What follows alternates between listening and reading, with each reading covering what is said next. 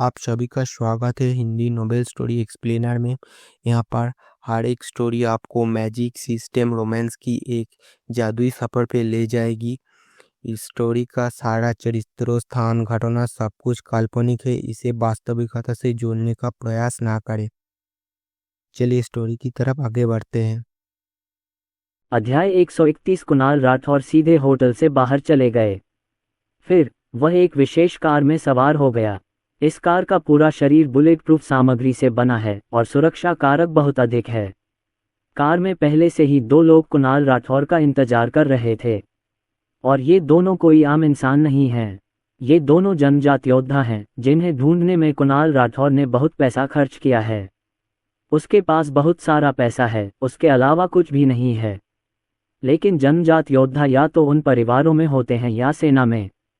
इन दो जन्मजात योद्धाओं का मिलना पहले से ही बहुत अच्छी बात है। इसके अलावा कुणाल राठौर स्वयं भी जन्मजात योद्धा थे। कुणाल राठौर के दृष्टिकोण से इस बार बाहर जाने में कुछ खतरा अवश्य होगा, लेकिन यदि वह इन तीन जन्मजात योद्धाओं के साथ जाना चाहता है तो उसे अभी भी जाने में सक्षम होना चाहिए। चलो चलें, अब ज्यादा तेज गाड़ी मत चलाना। जब तुम प्राचीन शहर से बाहर निकलो तो जितनी तेज चाहो उतनी तेज गाड़ी चलाना। कुणाल राठौर ने सीधे उस व्यक्ति से कहा जो उन्हें मिला। चिंता मत करो मिस्टर लॉन्ग, लोगों का पैसा लो और उससे आपदाओं को खत्म करो। भविष्य में चाहे तुम्हें कोई भी खतरा हो, मेरे दोनों भाई तुम्हारी रक्षा जरूर करेंगे। ड्राइवर की सीट पर बैठे व्यक्ति ने बहुत समर्पित भाव से कहा। भनभनाना कार का इंजन अचानक गर्जना करने लगा। फिर वह होटल से निकलकर सीधे प्राचीन शहर के बाहर चली गई। बस इसी क्षण होटल के बाहर, सड़क के किनारे खड़ी कारों पर या सामने वाले होटल की बालकनी में कुछ आंखों ने यह दृश्य देखा। एक कार पर एक युवक ने अपना मोबाइल फोन निकाला और कॉल किया। भैया हो, वो कुणाल राठौर होटल छोड़कर चला गया। फोन पर दूसरी तरफ मौजूद व्यक्ति संजय खन्ना का अधीनस्थ एरहू है। एरहू संजय खन्ना के बगल वाले कमरे में था। जब उसने नीचे बैठे अपने छोटे भाई की खबर सुनी तो वह अचानक चौंक गया और जल्दी से जवाब दिया। ठीक है, ध्यान से पीछे आओ, इसे मत खोना। प्राचीन शहर के बाहर इंतजार कर रहे भाइयों को निगरानी रखने दो। युवा मास्टर खन्ना और मैं जल्द ही वहां पहुंचेंगे। एरहू बिस्तर से उठी और बगल वाले कमरे का दरवाजा खटखटाया। मास्टर खन्ना, वह आदमी होटल छोड़कर चला गया है। दरवाजा खोलने वाले संजय खन्ना की ओर देखते हुए एरहू ने उत्साहित होकर कहा। जब संजय खन्ना ने एरहू की बातें सुनी तो उनकी आंखों में एक तीखी नजर आ गई और उनका चेहरा ठंडा पड़ गया। बहुत अच्छा, मैं अब और सहन नहीं कर सकता। संजय खन्ना बुदबुदाए। चलो चलें और पीछे चलें। जैसे ही हम प्राचीन शहर से निकलेंगे हम चल पड़ेंगे। संजय खन्ना ने फिर सीधे एरहू से कहा। वैसे मास्टर सिद्धार्थ कहाँ हैं? संजय खन्ना ने एरहू से फिर पूछा। मास्टर सिद्धार्थ के बिना इस मामले को संभालना थोड़ा परेशानी भरा होगा।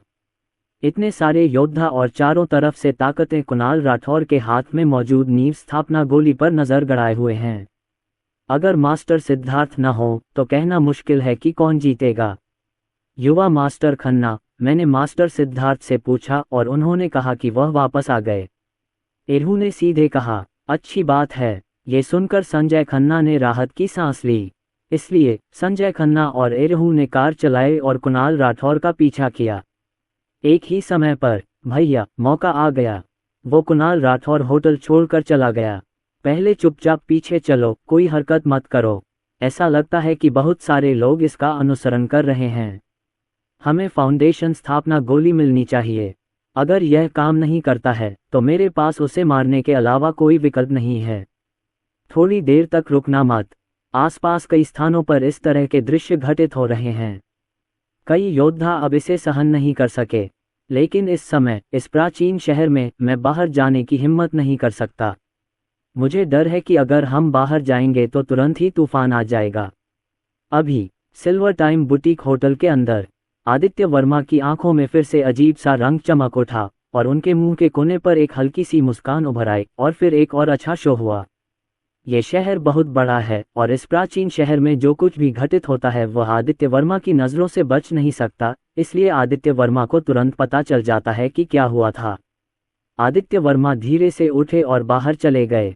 दूसरा पहलू, प्राचीन शहर में झील के किनारे पर मास्टर सिद्धार्थ ने ताओवादी वस्त्र पहना हुआ था और वह अपने सामने बैठी छोटी सी बिल्ली को अवाक होकर देख रहे थे, जो जमीन पर बिखरी मछली की हड्डियां खा रही थी। रोना चाहती थी लेकिन उसके आंसू नहीं निकल रहे थे। बिल्ली का बच्चा उसे गौर से देख रहा था, ऐसा लग रहा था जैसे वह अभी भी अधूरा है, और फिर उसने अपना पंजा बढ़ाया और झील की ओर इशारा किया। मास्टर सिद्धार्थ जानते हैं कि इस आदमी का क्या मतलब है। तब से मास्टर सिद्धार्थ ने अपनी साधना शक्ति को सक्रिय किया और सीधे झील की ओर विस्फोट किया। टकराना, पानी हर जगह फैल गया और उड़ गया। अगले ही पल झील पर सफ़ेद पेट वाली कुछ बड़ी मछलियां दिखाई दीं। तभी मास्टर सिद्धार्थ ने उसे अपने हाथ से पकड़ लिया और मछली हवा में उड़कर बिल्ली के सामने आ गिरी। 7वीं बार, पूरी 7वीं बार। वह एक प्रतिष्ठित नींव निर्माण भिक्षु थे, लेकिन वास्तव में उन्हें इस बिल्ली ने मछली तलने के लिए अपनी साधना शक्ति का उपयोग करने के लिए बुलाया था, और उन्होंने मछली को 7 बार तल दिया। अगर यह बात फैल गई तो फैंग सिद्धार्थ को अपनी प्रतिष्ठा खोनी पड़ेगी। हालांकि यह उसकी अपनी गलती थी। वह झील के किनारे एक बड़ी चट्टान पर बैठकर ध्यान कर रहा था।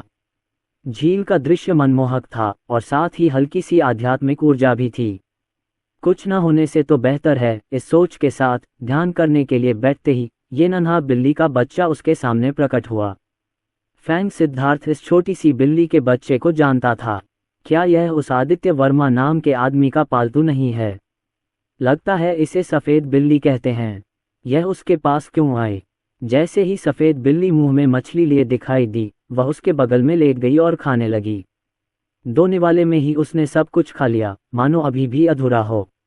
ये दृश्य देखकर फैंग सिद्धार्थ को अचानक एक विचार आया और उन्होंने इसके लिए हथेली पर कुछ मछलियां तल दीं।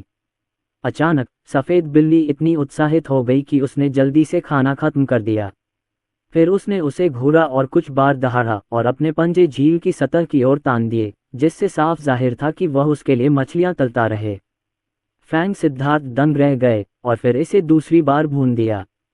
हालांकि 2 मिनट के भीतर इस आदमी ने वास्तव में फिर से कई मछलियां खा लीं, जिससे फैंग सिद्धार्थ थोड़ा उलझन में पड़ गया।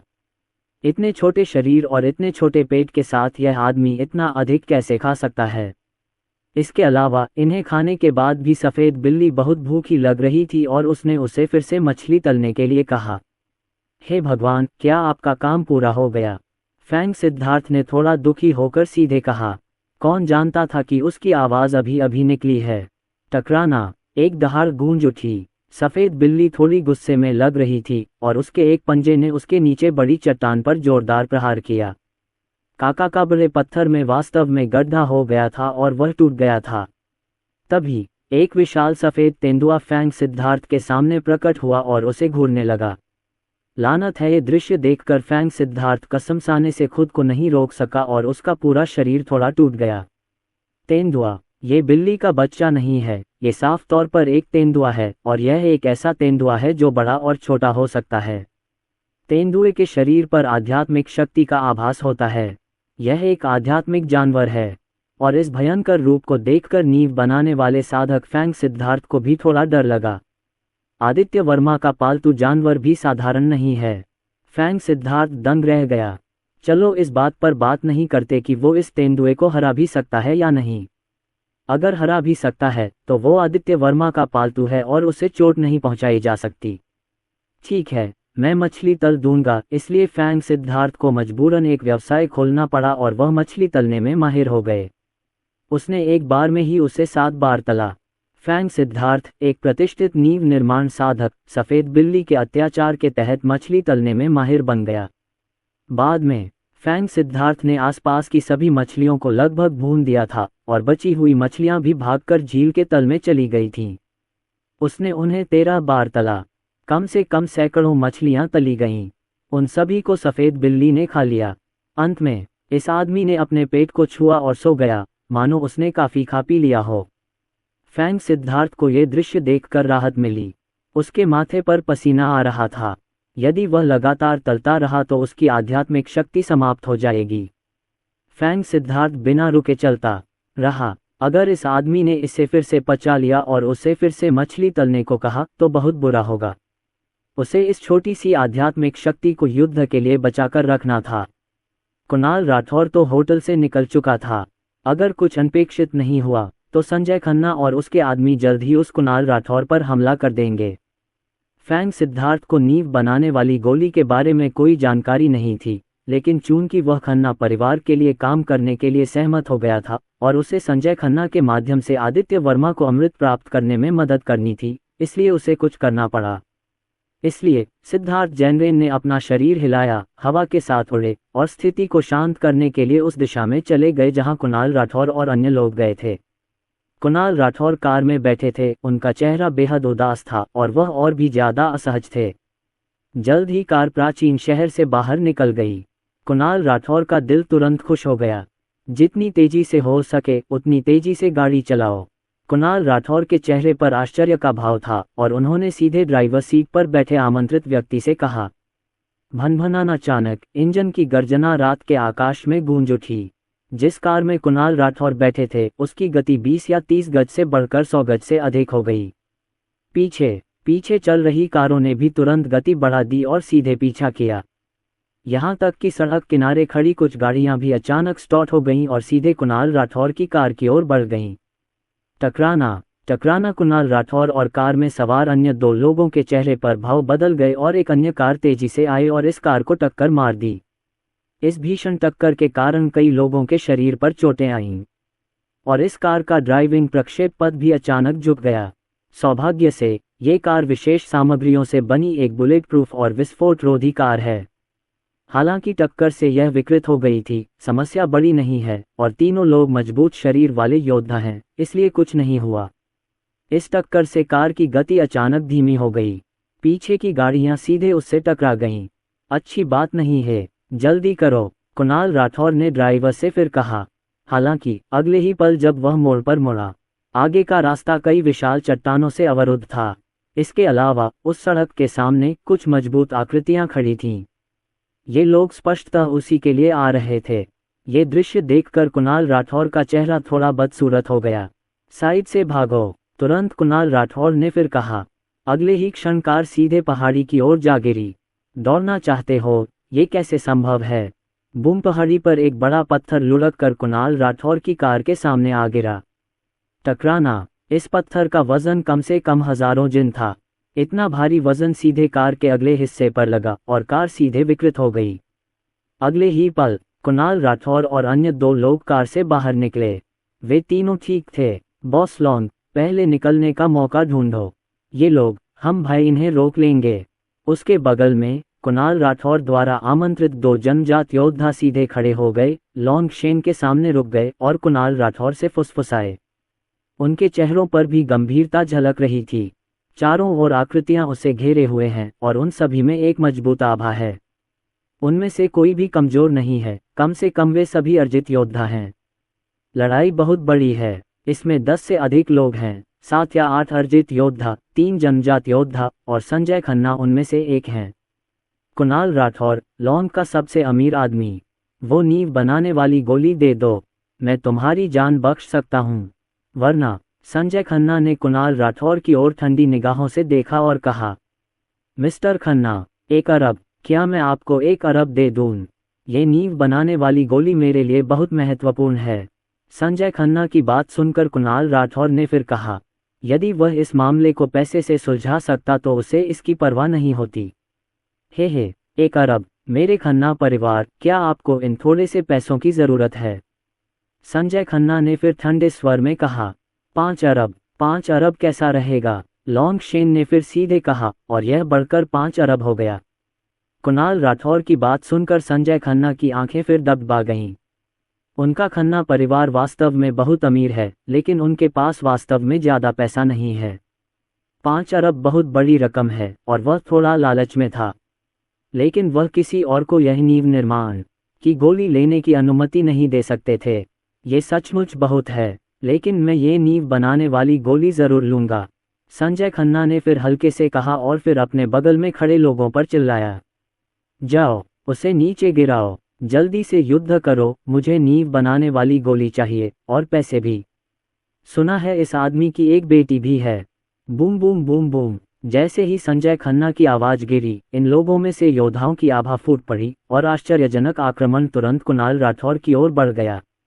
बॉस लॉन्ग, जल्दी करो, कुणाल राठौर के अलावा 2 जनजात योद्धा भी पराक्रम के साथ आगे बढ़े और इन लोगों पर हमला कर दिया। Bang bang bang bang bang. एक पल के लिए मुक्कों और पैरों के टकराने की आवाजें आ रही थीं और हवा में विस्फोट हो रहे थे। दृश्य अत्यंत तीव्र था। दोनों जनजात योद्धाओं का सीधा सामना 7 या 8 अर्जित योद्धाओं और संजय खन्ना के एक जनजात योद्धा से हुआ। लेकिन कुणाल राठौर दूसरी दिशा में भाग गए। अगर वह रुकता तो नींव बनाने वाली गोली को बचा पाना उसके लिए मुश्किल होता। उसे भागना ही था और उसके पास अभी भी एक मौका था। इसके अलावा वह जनजात योद्धा भी था और उसकी गति धीमी नहीं थी। मिस्टर खन्ना, मैं इस आदमी से निपट लूंगा, संजय खन्ना के अलावा एक और अधीनस्थ ने तुरंत कहा। वह भी जनजात योद्धा था। वह भाग नहीं सकता। चलो इसे साथ मिलकर सुलझाते हैं। संजय खन्ना व्यंग्यात्मक ढंग से हंसे और सीधे बोले। उनकी आवाज में बेहद आत्मविश्वास था। उन्होंने सबसे पहले कदम बढ़ाया और ड्रैगन गॉड का पीछा किया। दृश्य बहुत अराजक था। कुणाल राठौर भले ही मोटा था पर बहुत फुर्तीला था।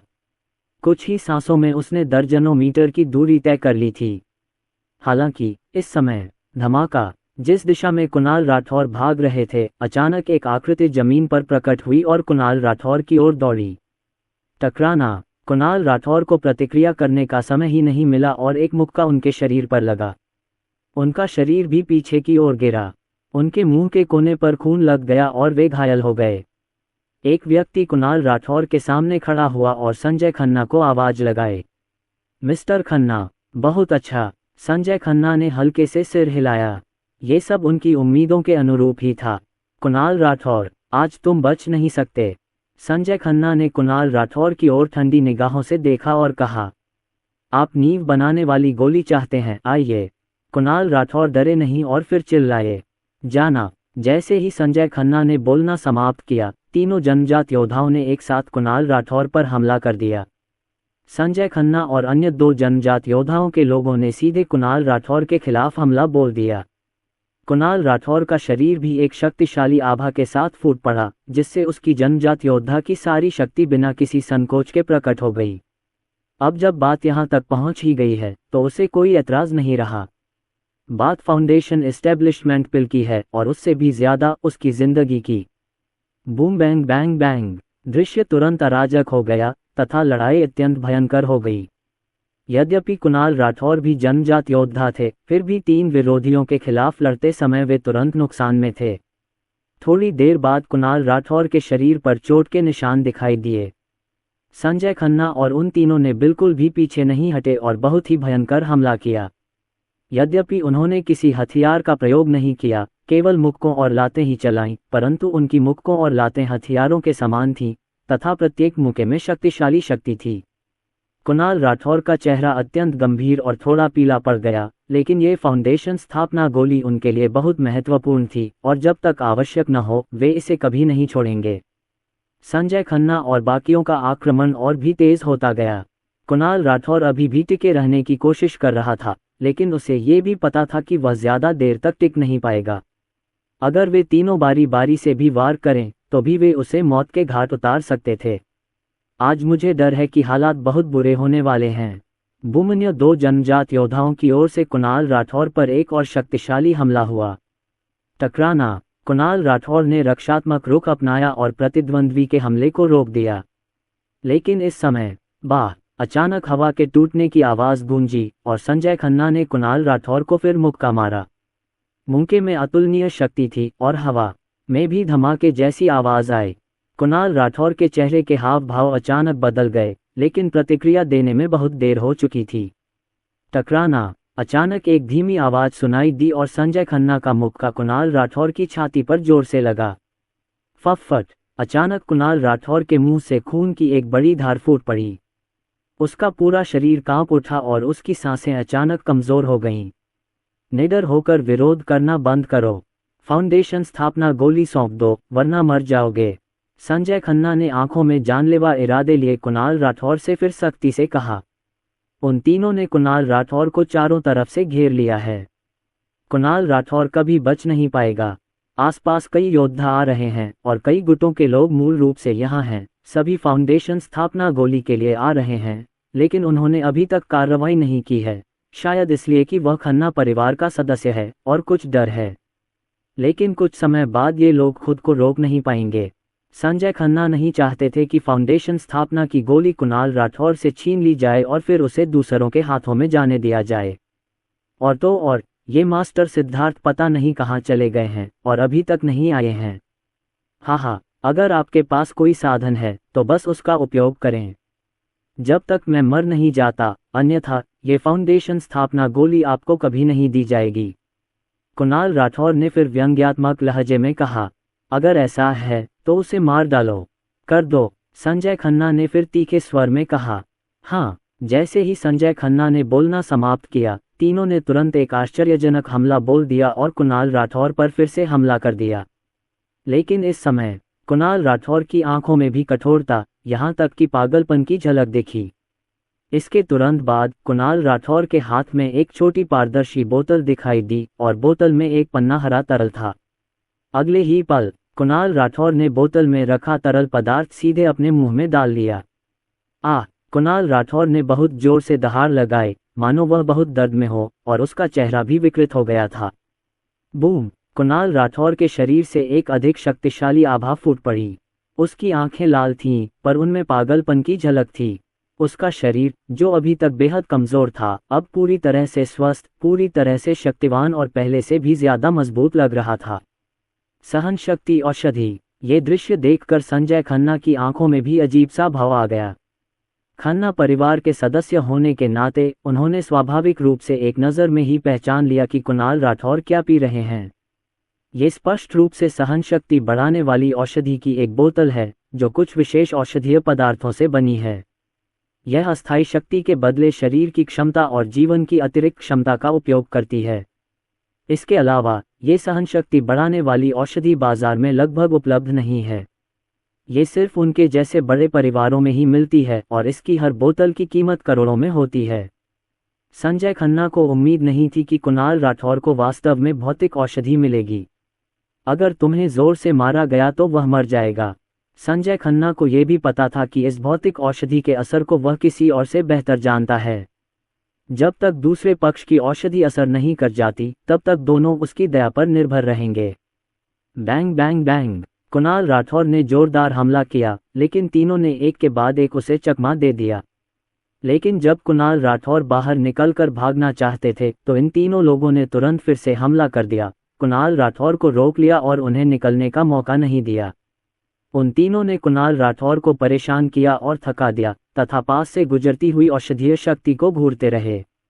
एक ही समय पर उनके आसपास के अन्य बलों के योद्धा अब और नहीं रुक सके। मास्टर खन्ना, क्या इस कुणाल राठौर से निपटना मुश्किल नहीं है? चलो आपकी मदद करते हैं।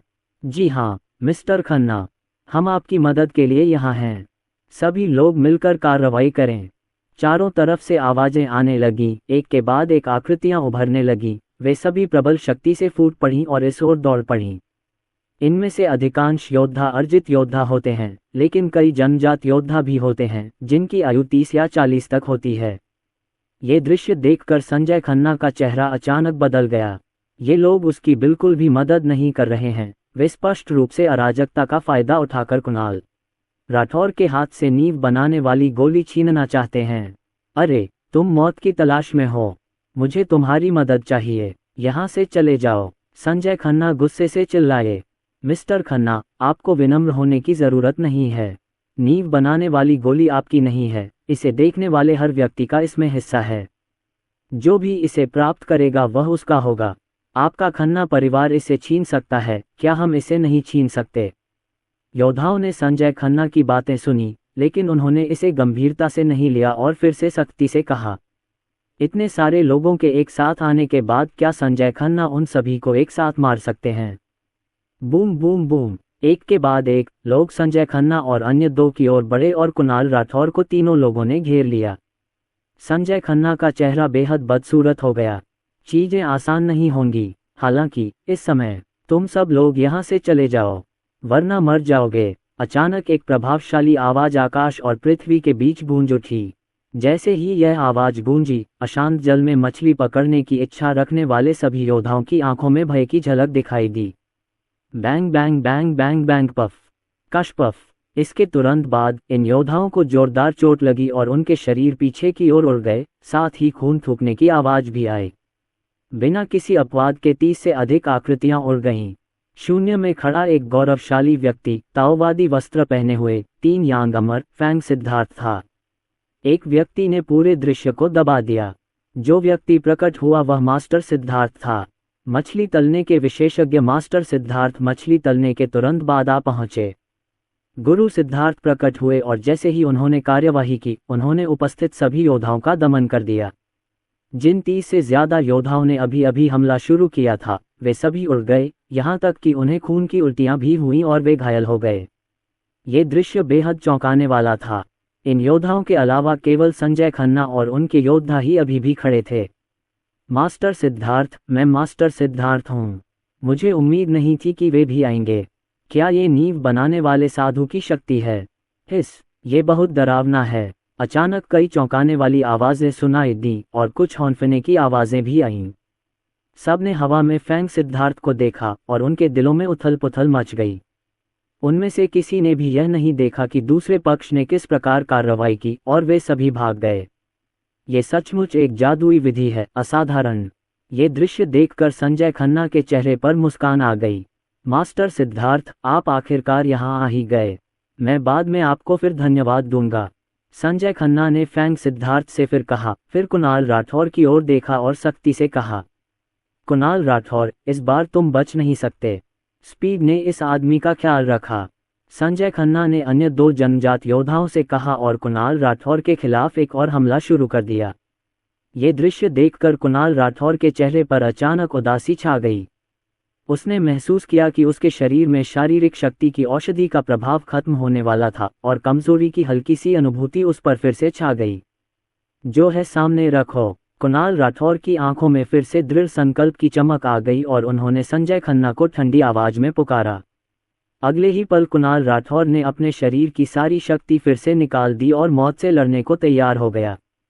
Boom boom boom, bang bang bang. Kunal Rathore के शरीर पर जल्द ही एक और चोट दिखाई दी और उसके कपड़े खून से लाल हो गए।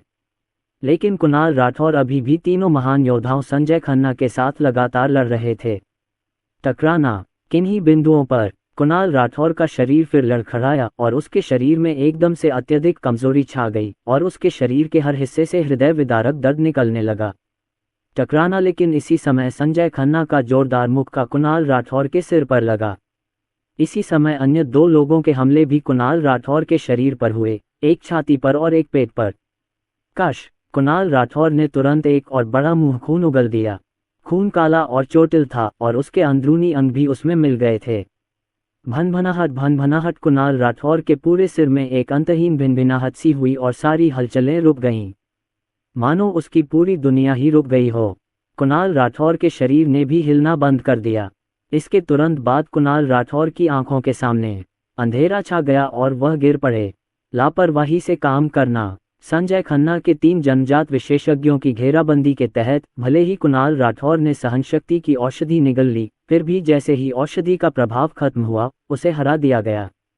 ये दृश्य देखकर संजय खन्ना के चेहरे पर हल्की सी मुस्कान आ गई। फिर संजय खन्ना सीधे कुणाल राठौर के पक्ष में आ गए। मैंने देखा कि कुणाल राठौर जमीन पर पड़ा हुआ था, उसके सभी छिद्रों से खून बह रहा था और केवल हवा अंदर आ रही थी, लेकिन बाहर नहीं जा रही थी। ऐसी चोटों और सहनशक्ति औषधि के दुष्प्रभावों के कारण यदि उसकी मृत्यु नहीं भी होती, तो भी वह मृत्यु से अधिक दूर नहीं था। अगले ही पल संजय खन्ना ने कुणाल राठौर के शरीर को फिर से टटोला और जल्द ही कुणाल राठौर के शरीर से एक छोटी जेड बोतल निकाल ली। जब उन्होंने इसे खोला तो देखा कि अंदर एक फाउंडेशन स्थापना गोली चुपचाप पड़ी हुई थी। फाउंडेशन स्थापना गोली प्राप्त की। संजय खन्ना के चेहरे पर फिर से एक उज्ज्वल मुस्कान आ गई और उन्होंने अपने अधीनस्थों से कहा, चल दर। नतीजा ये हुआ कि लोगों का समूह एक एक करके गाड़ी में सवार हो गया। मास्टर सिद्धार्थ ने हाथ हिलाकर आगे का रास्ता साफ कर दिया और संजय खन्ना इन लोगों के साथ निकल पड़े। हाय, मुझे उम्मीद नहीं थी कि फाउंडेशन स्थापना गोली इस संजय खन्ना के हाथों में पड़ जाएगी। मुझे डर है कि खन्ना परिवार को एक और नींव निर्माण भिक्षु मिल जाएगा। शायद यह उससे भी ज्यादा हो। अगर खन्ना परिवार फाउंडेशन एस्टेब्लिशमेंट बिल को परिष्कृत करने की विधि विकसित कर ले तो शायद भविष्य में आप इसे पैसे से खरीद सकें। उसके आसपास के योद्धाओं ने ये दृश्य देखकर आह भरी। इसके बाद ये लोग भी एक एक करके चले गए। भाई, क्या आप ठीक हैं? मैदान में अब सिर्फ 2 ही लोग बचे थे। वे कुणाल राठौर द्वारा आमंत्रित 2 जनजात योद्धा थे। तभी उनमें से एक ने दूसरे से पूछा, मैं ठीक हूं और आप? दूसरे व्यक्ति ने तुरंत कहा, मैं ठीक हूं। दोनों घायल हो गए, लेकिन उनकी जान को कोई खतरा नहीं था। अब क्या? उस कुणाल राठौर को देखो। दोनों फिर से कुणाल राठौर के पक्ष में आ गए। एक क्षण बाद दोनों ने एक दूसरे की ओर देखा और एक दूसरे की आंखों में बेबसी देखी। चोट बहुत गंभीर है, मुझे डर है कि मैं मर जाऊंगा, उनमें से एक ने फिर कहा। भाई, ये बहुत अफसोस की बात है कि यह आदमी मर गया। वह मुंबई का सबसे अमीर आदमी था और उसके पास खर्च करने के लिए बहुत पैसा था। हाँ, कितने दुख की बात है। भाई, चलो उसे खर्च करने में मदद करें। क्या इस आदमी की कोई बेटी नहीं है? उसका पैसा उसकी बेटी का नहीं है। जब तक वह उसकी बेटी को नियंत्रित करता है तब तक ये पैसा हम भाइयों का नहीं है। यह एक अच्छा विचार है। और भाई, मैंने सुना है कि यह लड़का और वह औरत बहुत खूबसूरत हैं। मैंने कई दिनों से किसी औरत को छुआ तक नहीं है। हाँ, अपनी तरफ देखो। बस करो। उन दोनों ने बातचीत की और कुछ विशेष विचार फिर सामने आए। उन्होंने कुणाल राठौर का फ़ोन फिर से निकाला, कुणाल राठौर के फिंगरप्रिंट से उसे अनलॉक किया और फिर कॉल किया। जल्द ही फ़ोन के दूसरी ओर एक महिला की आवाज़ सुनाई दी। पिताजी, क्या मैंने ये सब नहीं कहा? काव्या राठौर को अपने पिता की बातों की वजह से अनिद्रा की समस्या हो गई थी और उसे नींद नहीं आ रही थी। तभी उसने अपने पिता का फ़ोन देखा और अधीर होकर कहा, नमस्ते। हालांकि यह एक अजीब आवाज़ थी जो बोल रही थी, तुम मेरे पिता नहीं हो। तुम कौन हो? मेरे पिता का फ़ोन तुम्हारे हाथ में कैसे है? काव्या राठौर का दिल जोर से धड़क उठा और अचानक उसे एक बुरा पूर्वाभास हुआ और उसने गहरी आवाज़ में पूछा, काव्या राठौर, है ना? तुम्हारे पापा मर रहे हैं। यह आवाज़ सुनकर काव्या राठौर को गहरा धक्का लगा। उसका चेहरा तुरंत पीला पड़ गया और जो वह नहीं चाहती थी वह घटित हो गया। काव्या राठौर पूरी तरह से पागल हो चुकी थी और उनकी आंखों से आंसू बहने लगे। अगले ही पल काव्या राठौर ने तुरंत एक पतला कपड़ा पहना और दरवाजे से बाहर निकल गई, फिर किलिन प्राचीन शहर की ओर चल पड़ी। कॉल के बाद दोनों व्यक्तियों ने कुणाल राठौर को फिर से चाकू मारा। उन्हें डर था कि कहीं कुणाल राठौर मर न जाए। आधे घंटे बाद एक अच्छी फिगर और शानदार उपस्थिति वाली महिला यहाँ दिखाई दी। ये कुणाल राठौर की इकलौती बेटी काव्या राठौर थी। सौभाग्य से वह मुंबई में रहती थी। हालांकि उसके पिता मुंबई के सबसे अमीर आदमी थे, फिर भी उसने स्नातक होने के बाद मुंबई में ही काम किया। जब काव्या राठौर ने कुणाल राठौर को जमीन पर देखा तो वह जल्दी से कुणाल राठौर के पास पहुंची। पापा, पिताजी, मुझे अकेला मत छोड़िए। पिताजी, उठिए। काव्या राठौर कुणाल राठौर के बगल में दर्द से कराह रही थी और उसकी आंखों से आंसू बह रहे थे। पिताजी, उठिए, मुझे अकेला मत छोड़िए। पिताजी। जब काव्या राठौर ने कुणाल राठौर को देखा तो वह फूट फूट कर रोने लगी और कुणाल राठौर के शरीर को हिलाती रही, लेकिन कुणाल राठौर की सांस फूल रही थी और उसने कोई प्रतिक्रिया नहीं दी। पिताजी, जल्दी उठिए, काव्या राठौर चिल्लाती रहीं और आंसू बहाती रहीं। पहले तो वह अपने पिता को देखकर ही परेशान हो जाता था और उनसे कुछ और कहना नहीं चाहता था, लेकिन अब वह चाहती थी कि कुणाल राठौर खड़ा होकर उसे डांटे। उनके बगल में कुणाल राठौर द्वारा आमंत्रित 2 जनजात योद्धाओं ने पीछे से ये दृश्य देखा, लेकिन उन्होंने फिर एक दूसरे को देखा और उनके चेहरे पर एक हल्की मुस्कान आ गई।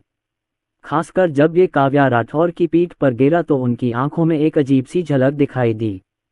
वह आकृति और उसका रूप बहुत आकर्षक है। मिस फियर, मेरी संवेदना। उनमें से एक ने तुरंत काव्या राठौर से कहा, कौन है? मेरे पिताजी को ऐसा करने के लिए किसने मजबूर किया? काव्या राठौर की आंखें लाल थीं और उसने कठोरता से पूछा, उसकी आवाज में भारी घृणा थी। संजय खन्ना, जिंगहुआ के खन्ना परिवार से संजय खन्ना।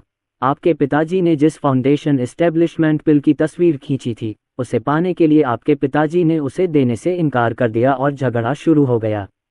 इसीलिए आपके पिताजी ऐसे थे। जिस व्यक्ति ने अभी बात की थी उसने काव्या राठौर से फिर कहा, ये कुछ ऐसा है जिसे कई लोगों ने देखा है। आप क्या हैं? आप कौन हैं? काव्या राठौर के चेहरे पर फिर से स्तब्धता छा गई। उसे संजय खन्ना का नाम गहराई से याद आ गया और फिर उसने उन दोनों की ओर देखा। वह इन दोनों लोगों को नहीं जानता था और उन्हीं ने उसे फोन किया था। स्वाभाविक रूप से वह उनकी हर बात पर यकीन नहीं कर पा रहा था। काव्या राठौर अभी भी थोड़ी शंका में थी। हमें आपने उसकी मदद करने के लिए आमंत्रित किया था, लेकिन दूसरे पक्ष के पास बड़ी संख्या में लोग और कई जनजात योद्धा हैं, इसलिए हम उसे पकड़ने में असमर्थ हैं। आदमी ने फिर सीधे कहा। अगले ही पल मैंने उस आदमी को फिर कहते सुना, मिस काव्या, आपके पिताजी अब मर चुके हैं, लेकिन हमें अभी तक वो पैसे नहीं मिले जिनका उन्होंने वादा किया था। ये सुनकर काव्या राठौर के चेहरे के भाव थोड़े बदल गए। आपका क्या मतलब है? काव्या राठौर ने उस आदमी की ओर देखा और सख्ती से कहा। क्या मतलब है तुम्हारा? तुम्हारे पिता मर चुके हैं, तो जाहिर है वो तुमसे ये पैसे चाहते हैं। और तुम्हारे पिता ने तुम्हें हम भाइयों को सौंप दिया है। चिंता मत करो, हम तुम्हारा पूरा ख्याल रखेंगे मिस काव्या। हालांकि उस आदमी के चेहरे पर भी एक ठंडी मुस्कान थी और उसने फिर कहा, मेरे पिताजी ने तुम्हें मेरा ख्याल रखने के लिए कहा। ये कैसे संभव है? असंभव, तुम बकवास कर रहे हो। जब काव्या राठौर ने उस आदमी की बात सुनी तो उसे विश्वास नहीं हुआ। उसके पिता उसे 2 अजनबियों को नहीं सौंप सकते थे और वे अच्छे लोग भी नहीं लग रहे थे। मैं मजाक नहीं कर रहा। चलो मिस काव्या, हमारे भाई तुम्हें वापस ले जाएंगे, यहाँ सुरक्षित नहीं है। तभी उस आदमी ने फिर गंभीरता से कहा। उसकी आंखें काव्या राठौर को देख रही थीं और एक कामुक रोशनी से भर गईं। अब उससे रहा नहीं जा रहा, उसे वापस जाकर मजे करने चाहिए। अब जब काव्या राठौर यहाँ है तो वह पहले ही उनके हाथों में पड़ चुका है और वह उनके द्वारा तबाह नहीं किया जा सकता है। इतना कहकर उस आदमी ने काव्या राठौर को पकड़ लिया, मानो वह काव्या राठौर को यहाँ से ले जाना चाहता हो। तुम क्या करने जा रहे हो? मैं नहीं जाऊंगा, मुझे मत छुओ, मैं नहीं जाऊंगा पापा। काव्या राठौर अचानक चीख पड़ी और संघर्ष करने लगी। वह छूने या छोड़ने को तैयार नहीं थी। दरार, लेकिन इस समय एक हथेली सीधे काव्या राठौर के शरीर पर फेंकी गई, जिससे एक कर्कश आवाज हुई।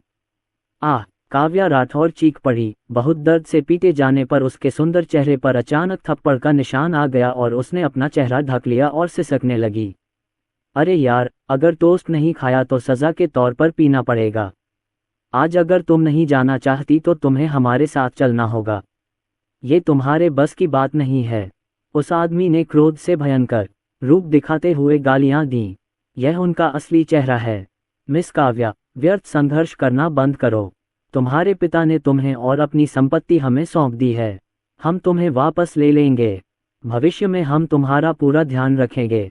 हम दोनों जनजात योद्धा हैं। अगर तुम कष्ट नहीं सहना चाहती तो इसे स्वीकार कर लो। बस इतना ही। इसी समय दूसरा आदमी भी बोला। उन दोनों को अब कुणाल राठौर की कोई परवाह नहीं थी। अब उन्हें बस काव्या राठौर को ले जाना था। ये जगह अभी भी प्राचीन कस्बे के पास है और अभी अभी एक युद्ध हुआ है। अगर दूसरे योद्धा वापस आ गए या प्राचीन कस्बे की कानून प्रवर्तन टीम आ गई तो फिर से कुछ हुआ तो बहुत बुरा होगा। इसलिए उन दोनों को काव्या राठौर को लेकर जल्दी से निकलना पड़ा। मुझे मत छुओ, मुझे मत छुओ, मैं नहीं जा रहा। मेरे पिताजी अभी भी यहीं हैं। तुम झूठ बोल रहे हो, तुम बकवास कर रहे हो। पिताजी, जल्दी उठिए, बचाओ बचाओ। काव्या राठौर जोर जोर से चिल्लाती रही और लगातार संघर्ष करती रही।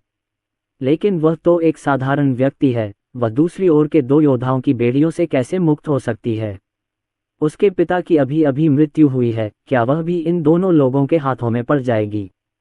इन दोनों लोगों के इरादे साफ तौर पर उसके खिलाफ हैं और उनके पास उसके पिता की छोड़ी हुई संपत्ति भी है। काव्या राठौर बहुत दुखी थी, उसका दिल टूट गया था और उसका दिल और भी हताश था। सामने से कदमों की आहट आ रही थी। कौन? दोनों योद्धा तुरंत जोर से चिल्लाए, उनके चेहरे पर सतर्कता का भाव था। इसके तुरंत बाद दोनों ने देखा कि रात में एक दुबली पतली आकृति धीरे धीरे चलकर उनके सामने आ गई। यद्यपि रात हो चुकी थी, वे असाधारण दृष्टि वाले योद्धा थे और वे एक पल में दूसरे व्यक्ति को स्पष्ट रूप से देख सकते थे। यह एक युवक था और युवक के कंधे पर एक पालतू बिल्ली थी। उन्होंने इस युवक को नीलामी में देखा था। वे इस युवक को नहीं समझ सके, लेकिन उन्हें उससे खतरा महसूस हुआ। उसे जाने दो, आदित्य वर्मा ने हल्के से कहा। जो युवक सामने आया वह स्वाभाविक रूप से आदित्य वर्मा था, जो धीरे धीरे आया, लेकिन उसके पहले जो कुछ भी हुआ वह उसकी धारणा के भीतर था। उसे नींव बनाने वाली गोली के बारे में कुछ पता नहीं था, इसलिए उसने कोई कदम नहीं उठाया। इस समय जब आदित्य वर्मा ने देखा कि कुणाल राठौर की बेटी को कुणाल राठौर द्वारा बुलाए गए मददगारों द्वारा ले जाया जा रहा है, तो वह ये बर्दाश्त नहीं कर सका। बेटे, दूसरे लोगों के काम में दखल मत दो, उनमें से एक आदमी ने आदित्य वर्मा से कहा। हालांकि आदित्य वर्मा मुस्कुराए। इस कुणाल राठौर ने अपनी बेटी तुम्हें नहीं दी थी संभालने के लिए, और कुणाल राठौर के सीने पर जो आखिरी चाकू लगा था वो भी तुम्हारा ही था, आदित्य वर्मा ने फिर धीरे से कहा। आदित्य वर्मा की बात सुनकर दोनों व्यक्तियों के चेहरे अचानक बदल गए। तुम मौत की तलाश में हो, उनमें से एक व्यक्ति गुस्से से चिल्लाया, और जैसे ही वह आगे बढ़ा उसने आदित्य वर्मा पर भयंकर हमला बोल दिया। ये दृश्य देखकर आदित्य वर्मा फिर हंस पड़े। आप अपनी क्षमताओं को जाने बिना ही मौत की तलाश में हैं। जैसे ही आदित्य वर्मा की आवाज गिरी, आदित्य वर्मा अपनी साधना शक्ति को सक्रिय करने वाले थे, लेकिन इस समय उसके कंधे पर एक आकृति अचानक उभरी। वह सफेद बिल्ली थी। जब आदित्य वर्मा अपने सामने खड़े दो लोगों से निपटने के लिए साधना की शक्ति जुटाने ही वाले थे, तभी उनके कंधे पर बैठी सफेद बिल्ली अचानक बाहर कूद पड़ी। इस दृश्य को देखकर आदित्य वर्मा को थोड़ा आश्चर्य हुआ। क्या सफेद बिल्ली ने स्वेच्छा से काम किया? अगले ही पल आदित्य वर्मा ये देखकर दंग रह गए। सफेद बिल्ली की आकृति चमक उठी और उसकी गति बहुत तेज थी। पल भर में वह जमीन पर गिर पड़ी और सीधे ऊपर उछल पड़ी। फिर एक चीख की आवाज आई और फिर उस आदमी के शरीर और चेहरे पर कई भयानक पंजों के निशान दिखाई दिए। आह! वह आदमी डर के मारे चिल्लाया, मैं तुम्हें मार डालूंगा, यह एक मरी हुई बिल्ली है। वह आदमी गुस्से में था। दरअसल उसे एक बिल्ली ने खरोंच दिया था। वह एक योद्धा था, लेकिन उसका चेहरा खरोंच गया था और विकृत हो गया था। वह आदमी फिर से पूरी ताकत से फट पड़ा और सफ़ेद बिल्ली पर टूट पड़ा, लेकिन सफ़ेद बिल्ली ने हल्के से छलांग लगाई और उसके शरीर ने फिर से अपनी स्थिति बदल ली, जिससे वह प्रतिद्वंद्वी के हमले से आसानी से बच गई। अगले ही पल सफ़ेद बिल्ली फिर उछल पड़ी। चीखा। मैंने देखा कि उस आदमी के शरीर पर फिर से एक सफ़ेद परछाई चमक रही थी, मानो किसी चीज़ के खरोंचने की आवाज़ आ रही हो। तभी एक बहुत ही खूनी दृश्य सामने आया। आदमी ने अपनी आंखें बड़ी कर लीं। उसे लगा कि उसकी गर्दन ठंडी हो गई है और उसकी आंखों में भय का भाव था। और फिर उसकी गर्दन पर एक बड़ा घाव दिखाई दिया और खून सीधे पानी की बंदूक की तरह बह निकला। उस आदमी ने जल्दी से अपनी गर्दन ढक ली और खून बहने से रोकने की कोशिश करने लगा। हालांकि उसकी गर्दन सीधे दो टुकड़ों में फट गई और उसकी उंगलियों से खून बहने लगा, जिससे आदमी का शरीर और कपड़े लाल हो गए और पूरा व्यक्ति खून से लथपथ हो गया। दृश्य बहुत ही रक्तरंजित और भयावह था। टकराना। कुछ ही सांसों में अचानक एक धीमी सी आवाज सुनाई दी और वह आदमी सीधे नीचे गिर पड़ा। उसका शरीर 2 बार कांपा और वह मर गया। ठंड है। एक जन्मजात योद्धा वास्तव में एक सफ़ेद बिल्ली के पंजे से टूट गया और मर गया। यहाँ तक कि अपनी मृत्यु तक भी इस व्यक्ति को यह विश्वास नहीं हो सका कि वह एक बिल्ली के हाथों मरेगा। आदित्य वर्मा भी इस दृश्य को शून्य भाव से देखते रहे। उनका दिल बहुत सदमे में था। उन्हें खुद कुछ करने की जरूरत नहीं पड़ी। सफ़ेद बिल्ली ने असल में विरोधी को सीधे हल कर दिया और सफ़ेद बिल्ली बड़ी भी नहीं हुई।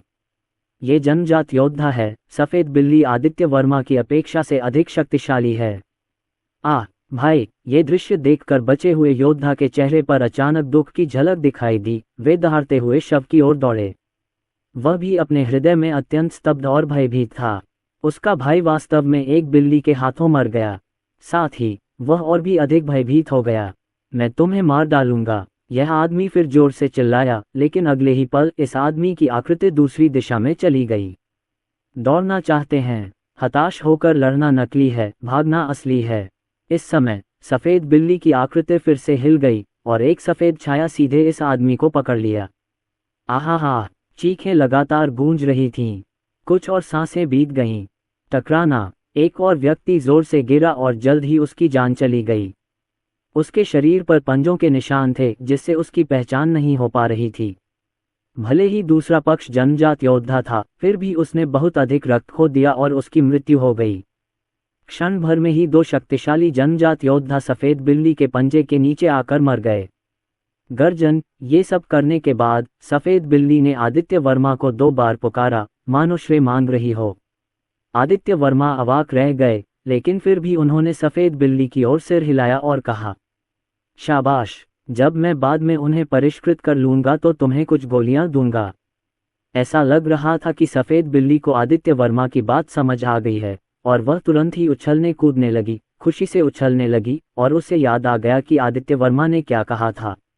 आदित्य वर्मा ने सफेद बिल्ली को नजरअंदाज कर दिया, लेकिन सीधे अपने सामने खड़ी महिला के पास आया और धीरे से पूछा, तुम ठीक हो? कुणाल राठौर की यह बेटी बहुत खूबसूरत है।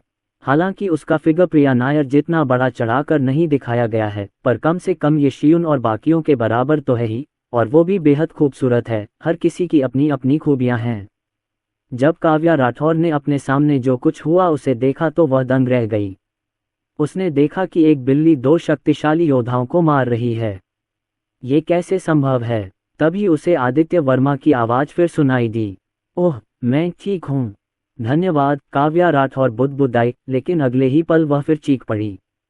तभी काव्या राठौर दौड़कर वहां पहुंची जहां उसके पिता कुणाल राठौर बैठे थे। पिताजी, उठो, मत मरो, मुझे अकेला मत छोड़ो। काव्या राठौर फिर से कुणाल राठौर के शरीर के पास आई, जोर जोर से चिल्ला रही थी, लगातार रो रही थी। उसे विश्वास ही नहीं हो रहा था कि उसके पिता इस तरह मरेंगे। बचपन में ही उसकी मां का देहांत हो गया था और उसके पिता ने उसे पाला था। अब क्या उसके पिता भी मरने वाले हैं? लेकिन इस समय बगल से एक आवाज आई, वास्तव में वह अभी मरा नहीं है। बोलने वाले व्यक्ति स्वाभाविक रूप से आदित्य वर्मा थे। आदित्य वर्मा की नज़र में कुणाल राठौर में अभी भी जिंदगी की हल्की सी झलक बाकी थी। हालांकि वह गंभीर रूप से घायल था, खासकर दिल में घोंपा गया आखिरी चाकू बहुत घातक था, लेकिन वह पूरी तरह मरा नहीं था। कुणाल राठौर भी जन्मजात योद्धा थे, जिनका शरीर मजबूत था और जीवन कठिन था। तुमने क्या कहा? मेरे पिताजी मरे नहीं हैं। क्या तुम उन्हें बचा सकते हो? आदित्य वर्मा की बातें सुनकर काव्या राठौर ने आंखों में आंसू भरकर आदित्य वर्मा की ओर देखा और दिल में उत्साह भरकर आदित्य वर्मा से पूछा, जब तक आप मुझे बचा सकते हैं, चाहे आप मुझसे कुछ भी करवाना चाहें, मैं तैयार हूं। चाहे कितना भी पैसा क्यों ना हो, मैं आपको दे सकता हूं। कृपया मेरे पिताजी को बचाओ, कृपया। काव्या राठौर ने फिर से आदित्य वर्मा से विनती करते हुए कहा और फिर वह आदित्य वर्मा के सामने घुटनों के बल बैठ गई। ये दृश्य देखकर आदित्य वर्मा भावुक हो गए। ऐसा करने की कोई जरूरत नहीं है। आदित्य वर्मा ने सीधे काव्या राठौर को उठाया और फिर हल्के से कहा, चिंता मत करो, मैं यहाँ हूँ, तुम्हारे पिताजी नहीं मरेंगे। आदित्य वर्मा की आवाज में गहरा आत्मविश्वास था। अगले ही पल आदित्य वर्मा के हाथ में एक जैद सुई दिखाई दी। त्यानक सुआन 9 सुइयां। फिर आदित्य वर्मा ने अपनी साधना शक्ति को सक्रिय किया और आध्यात्मिक शक्ति की एक किरण को सीधे जैद सुई में इंजेक्ट किया गया और इसे सीधे कुणाल राठौर के दिल के पास छेद दिया गया। फिर आदित्य वर्मा ने दूसरी जैद सुई और तीसरी जैद सुई निकाली और उन्हें कुणाल राठौर के हृदय के बगल में एक अन्य एक्यूपंक्चर बिंदु में डाला। जल्द ही सबसे बड़ा रक्तस्राव बिंदु बंद कर दिया गया। जब आदित्य वर्मा ने चौथी जैद सुई गिरा दी, कुणाल राठौर की आंखें अचानक खुल गईं। लॉन्ग शेन की छाती फिर से ऊपर नीचे होने लगी, सांस लेने लगी। पिताजी, क्या आप जाग रहे हैं? उनके बगल में बैठी काव्या राठौर ये दृश्य देखकर हैरान रह गईं और फिर उन्होंने आदित्य वर्मा से दोबारा पूछा, क्या मेरे पिताजी ठीक हैं? चिंता मत करो, अभी नहीं, आदित्य वर्मा ने हल्के से कहा। इस समय कुणाल राठौर को कुछ होश तो आया, लेकिन उसे अब भी लग रहा था कि अब उसकी जान जा सकती है। उसे पता ही नहीं था कि उसे आदित्य वर्मा ने बचाया है और उसे बस यही लग रहा था कि उसकी आखिरी सांसें चल रही हैं। उसने काव्या राठौर को देखा और कमजोरी से कहा, काव्या, मुझे डर है कि मैं मर जाऊंगा। तभी उसकी नज़र आदित्य वर्मा पर पड़ी। उसे याद आया कि आदित्य वर्मा देखने में बहुत सुंदर था और नीलामी में दक्षिण पश्चिम सैन्य क्षेत्र के अंकित सेन के बगल में बैठा था। उसका स्वभाव बहुत अच्छा था। अवचेतन मन से उसने आदित्य वर्मा से फिर कहा, छोटे भाई, काव्या अब तुम्हारी देखभाल में है। मुझे आशा है कि तुम उसका अच्छा ख्याल रखोगे। छोटे भाई, काव्या तुम्हारी देखभाल में है। मुझे उम्मीद है कि तुम उसका अच्छा ख्याल रखोगे। कुणाल राठौर को लगा कि अब उसकी जान ही निकल जाएगी। उसे आदित्य वर्मा बहुत अच्छा लगता था। उसका रूप, रंग और स्वभाव भी अनोखा था। उसकी बेटी काव्या राठौर बहुत खूबसूरत थी, पर उसका कोई बॉयफ्रेंड भी नहीं था। दोनों की जोड़ी बहुत अच्छी थी। सबसे खास बात यह थी कि उस युवक की नज़रें बहुत साफ थीं। वह एक अच्छा युवक था और भरोसे के लायक था। उसके पास इस समय किसी और को ढूंढने का समय नहीं था। तो कुणाल राठौर ने सीधे आदित्य वर्मा से कहा। कुणाल राठौर की बात सुनकर काव्या राठौर की आंखें चौड़ी हो गईं और वह अविश्वसनीय लग रही थीं। उनके बगल में बैठे आदित्य वर्मा भी अवाक रह गए। अब और नहीं, मैंने तुम्हें नरक के द्वार से वापस खींच लिया है और तुम अब भी कहते हो कि तुम ऐसा नहीं कर सकते। मेरे रहते तुम चाहकर भी नहीं मर सकते। आदित्य वर्मा ने पुनः कुणाल राठौर से सीधे कहा। उनकी आवाज में दृढ़ आत्मविश्वास था। तब आदित्य वर्मा ने बिना कुछ कहे एक राजसी आभा छोड़ी और आध्यात्मिक शक्ति आदित्य वर्मा के शरीर में प्रवाहित हुई। आदित्य वर्मा ने फिर से अपने हाथ में जैद सुई पकड़ी और उसे सीधे कुणाल राठौर के शरीर में घोंप दिया। जैद सुई के माध्यम से आध्यात्मिक शक्ति सीधे कुणाल राठौर के शरीर में प्रवाहित हुई, जिससे कुणाल राठौर के शरीर की मरम्मत हुई। जब छठी जैद सुई ने कुणाल राठौर के शरीर पर एक और एक्यूपंक्चर बिंदु पर प्रहार किया। आह! कुणाल राठौर सीधे चिल्लाया। पफ! तभी कुणाल राठौर के मुंह से खून की एक और बड़ी धार निकली।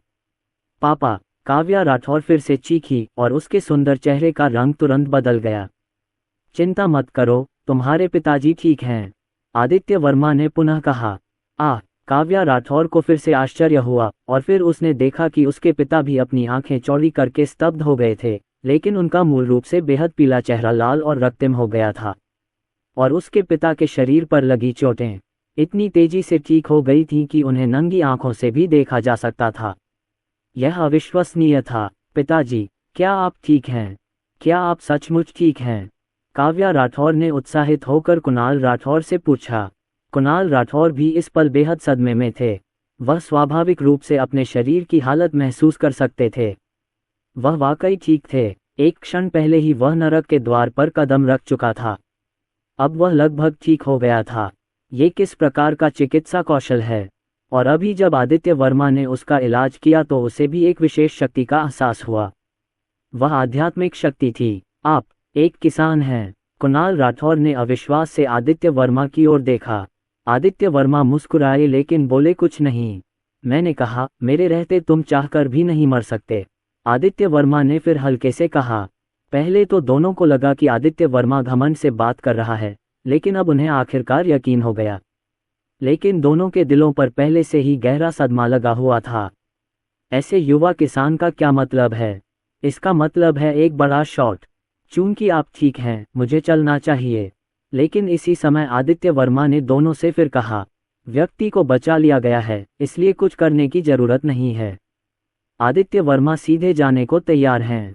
जरा ठहरिए। इसी समय अचानक कुणाल राठौर ने आदित्य वर्मा को फिर से फोन किया। और कुछ? आदित्य वर्मा ने कुणाल राठौर की ओर असमंजस से देखा। कुणाल राठौर के चेहरे पर मुस्कान आ गई और उन्होंने आदित्य वर्मा से फिर कहा, छोटे भाई, मेरी जान बचाने के लिए धन्यवाद। मेरे पास कुछ भी नहीं है, बस थोड़े से पैसे और दर्जनों खजाने हैं। हे। जब आदित्य वर्मा ने कुणाल राठौर की बातें सुनी तो वह फिर से हंस पड़े और हल्के से बोले, क्या आपको लगता है कि मेरे पास पैसे की कमी है? 10 अरब। छोटे भाई, मैं तुम्हें 10 अरब दूंगा। इस समय कुणाल राठौर ने सीधे कहा। लानत है, 10 बिलियन सीधे? यह कोई छोटी सी बात नहीं है, यह स्पष्ट रूप से थोड़ी सी बात है। ठीक है, मेरे पास वास्तव में पैसे कम हैं, आदित्य वर्मा ने तुरंत अपने शब्द बदल दिए। काव्या राठौर ने जब आदित्य वर्मा की बातें सुनी तो उसका मुंह खुला का खुला रह गया और वह दंग रह गई। ये तो बहुत ही वास्तविक है। ये दृश्य देखकर कुणाल राठौर मुस्कुरा उठे। मैं तुम्हें एक और खदान दूंगा, कुणाल राठौर ने इस समय फिर कहा। मेरा? कोयले की खान, लोहे की खान या सोने की खान? आदित्य वर्मा संदेह से भरे हुए थे। उन्होंने तभी कुणाल राठौर को आदित्य वर्मा के पास आते सुना और धीरे से कहा, छोटे भाई, पिछली बार मैंने अपनी खदान में कुछ अच्छी चीजें खो दी थीं। तभी कुणाल राठौर ने अपने बगल में बैठी काव्या राठौर से कहा, काव्या, अपने ऊपर से जैद निकालो और मुझे दिखाओ। कुणाल राठौर की बातें सुनकर काव्या राठौर भी थोड़ी उलझन में पड़ गईं। अगले ही पल काव्या राठौर का चेहरा लाल हो गया। लालिमा के बाद काव्या राठौर फिर भूमि और फिर अपने गले से एक छोटा सा सफ़ेद जेड पत्थर निकाला। ये पत्थर उसके पिता ने पिछली बार उसे उपहार में दिया था। उसने इसे गले में पहना और छाती पर लटका लिया। कहना पड़ेगा, यह जेड का टुकड़ा पहनने में वाकई बहुत आरामदायक है, मानो कोई अजीब सी शक्ति उसके शरीर को पोषण दे रही हो। इस जेड के टुकड़े को पहनने के बाद से उसे मासिक धर्म के दौरान दर्द भी नहीं होता। हाँ, काव्या राठौर ने सीधे जेड उतार दिया, फिर मुड़कर आदित्य वर्मा को दे दिया। उसका पूरा सुंदर चेहरा लाल हो गया। जब आदित्य वर्मा ने काव्या राठौर द्वारा सौंपे गए जेड पत्थर को देखा तो वह चौंक गए और उनकी आंखों में तेज चमक आ गई। आदित्य वर्मा अपनी सांस रोक नहीं पाए। क्या यह आध्यात्मिक पत्थर है? आदित्य वर्मा को पहले ही क्षण जेड पत्थर से शुद्ध आध्यात्मिक शक्ति का एहसास हुआ। ये स्पष्टतः एक आध्यात्मिक पत्थर है। यद्यपि यह पत्थर छोटा है और इसमें आध्यात्मिक शक्ति कम है, फिर भी ये बहुत शुद्ध है। अभी कुणाल राठौर ने कहा कि यह आध्यात्मिक पत्थर उनकी एक खदान से खोदकर निकाला गया है। आदित्य वर्मा हैरान रह गए। क्या ऐसा हो सकता है कि अभी भी बहुत सारे पत्थर हों, या ये कोई आध्यात्मिक पत्थर की खदान है? आदित्य वर्मा ने जेड पत्थर को छुआ और उसे ऐसा लगा जैसे किसी औरत की त्वचा छू रही हो, बहुत चिकनी और थोड़ी गर्म। वह अपने दिल में एक हल्की सी उत्तेजना महसूस किए बिना नहीं रह सका। आदित्य वर्मा ने फिर आश्चर्य से कुणाल राठौर की ओर देखा। दूसरे पक्ष ने ऐसा क्यों कहा कि वह उसे यह पत्थर देना चाहता है, जबकि वह जानता था कि यह एक आध्यात्मिक पत्थर की खान है? हाँ, यह एक स्पिरिट स्टोन की खान होनी चाहिए। केवल मेरे भाई जैसा साधक ही इसे प्राप्त करने के योग्य है। वह इसे प्राप्त करने के लिए सबसे उपयुक्त व्यक्ति भी है। कुणाल राठौर ने फिर मुस्कुराते हुए आदित्य वर्मा से कहा। वह नरक के द्वार से गुजर चुका था और समझ चुका था कि केवल ताकत ही असली पूंजी है, ताकत के बिना कुछ भी नहीं। यदि नींव बनाने वाली गोली भी मिल गई तो भी उसे लूट लिया गया। कुणाल राठौर भी कुछ हद तक खुले विचारों वाले थे। स्पिरिट स्टोन माइन का क्या? अगर वह साधक होता तो ठीक होता, लेकिन अब वह योद्धा है और अभ्यास के लिए स्पिरिट स्टोन का इस्तेमाल नहीं कर सकता। और यदि यह खबर दूसरों को पता चल गई कि वह आत्मा पत्थर की खदान का मालिक है, तो यह उसके लिए एक और आपदा होगी। वही वाक्य, एक आम आदमी निर्दोष है, लेकिन वह खजाना रखने का दोषी है। खजाना रखना वास्तव में कोई अपराध नहीं है, लेकिन कमजोर ताकत मूल पाप है। इसलिए कुणाल राठौर इसे दे देना चाहेंगे। संयोगवश उनकी मुलाकात आदित्य वर्मा से हुई, जो इस आध्यात्मिक पत्थर की खान को पाने के लिए सबसे उपयुक्त व्यक्ति थे। सबसे पहले, आदित्य वर्मा एक साधक थे और उनमें इस आध्यात्मिक पत्थर की खान की रक्षा करने की शक्ति थी। दूसरा, आदित्य वर्मा ने उनकी जान बचाई, जिसे आदित्य वर्मा के जीवन रक्षक अनुग्रह का प्रतिदान माना गया। अंततः ये कुणाल राठौर के लिए भी एक अवसर था कि वह आदित्य वर्मा की जान को पकड़ सके। सारांश, ये निश्चित रूप से सबसे सही विकल्प है। ठीक है, आदित्य वर्मा ने सिर हिलाया और मना नहीं किया। यह एक आध्यात्मिक पत्थर की खान है। अगर उसकी साधना का स्तर सुधारा जा सके तो पूरा भारत मूलतः एक तरफा चलने में सक्षम हो जाएगा। जैसे जैसे वह अधिक लोगों के संपर्क में आया, आदित्य वर्मा को लगा कि उसकी साधना का स्तर पर्याप्त नहीं है। आदित्य वर्मा चले गए और गाड़ी चलाने चले गए। पहले वापस जाने की तैयारी कर रहे थे, अभी भी रात काफ़ी थी।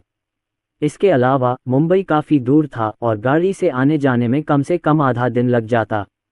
आने जाने में शायद 2-3 दिन लग जाते। अगर वह घटनास्थल पर 2 दिन रुकता तो कई दिन लग जाते।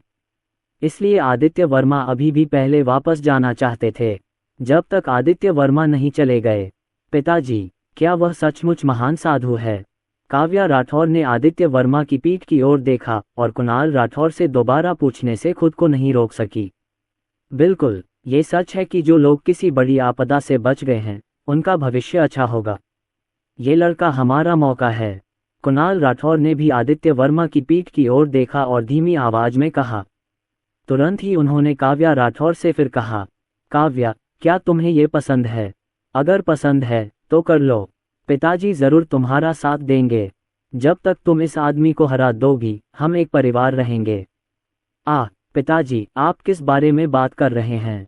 काव्या राठौर ने जब ये शब्द सुने तो उन्हें तुरंत शर्म और गुस्सा आ गया। हाँ, क्या बात है? मर्दों को उम्र बढ़ने पर शादी कर लेनी चाहिए और औरतों को उम्र बढ़ने पर। तुम तो 26 साल की हो चुकी हो और तुम्हारा कोई बॉयफ्रेंड भी नहीं है।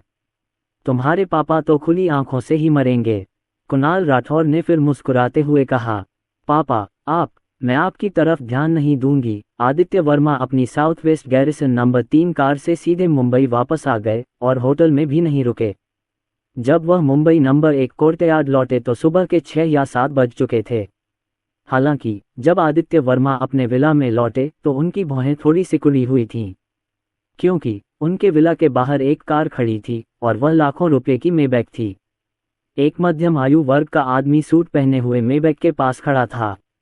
तभी आदित्य वर्मा ने देखा कि उनके विला का दरवाजा वास्तव में खुला था और दरवाजे पर सूट पहने 2 आदमी खड़े थे, मानो पहरा दे रहे हों। आदित्य वर्मा की आंखें अचानक दबा गईं। ये तीनों लोग वास्तव में योद्धा थे, जनजात योद्धा। उसके विला का दरवाजा अभी भी खुला था और यह स्पष्ट था कि कोई अंदर आ गया है। क्या कोई अनजान व्यक्ति उसके घर में घुस आया? क्या आप मौत की तलाश में हैं? इसके अलावा ये शियून अभी भी उसमें रह रहा था। इन लोगों के हुलिये को देखकर आदित्य वर्मा को लगा कि वे थोड़े असभ्य हैं। जब आदित्य वर्मा कार से बाहर निकले तो उन्होंने दरवाजे के बाहर खड़े 3 लोगों का भी ध्यान अपनी ओर आकर्षित किया, लेकिन जब उन्होंने नंबर 3 कार को आदित्य वर्मा द्वारा चलाते देखा तो उनके चेहरे पर भी थोड़ा आश्चर्य हुआ। ये दक्षिण पश्चिम गैरिसन आर्मी की नंबर 3 अधिकारी कार निकली। यह आदमी कौन है? यहाँ क्या कर रहा है? उनका युवा मालिक चचेरे भाई को वापस अंदर जाने के लिए कह रहा है। वह दूसरों को आसानी से कैसे अंदर आने दे सकता है? तुम सब बाहरी लोग चले जाओ, उनमें से एक आदमी ने आदित्य वर्मा से ठंडे स्वर में कहा। ये सुनकर आदित्य वर्मा की भौहें फिर गहरी हो गईं। यह मेरा विला है, मेरे विला की रखवाली करना और मुझे जाने देना। आप थोड़े दुखी हैं। तुम कुत्ते मेरे विला की रखवाली करने के लिए यहाँ क्या कर रहे हो? आदित्य वर्मा ने ठंडे स्वर में कहा, चूंकि दूसरा पक्ष विनम्र नहीं है, इसलिए विनम्र होने की कोई आवश्यकता नहीं है। क्या आप मौत की तलाश में हैं? तुम्हारी हिम्मत कैसे हुई यह कहने की कि मैं कुत्ता हूँ? अरे, क्या तुम इतने बहादुर हो?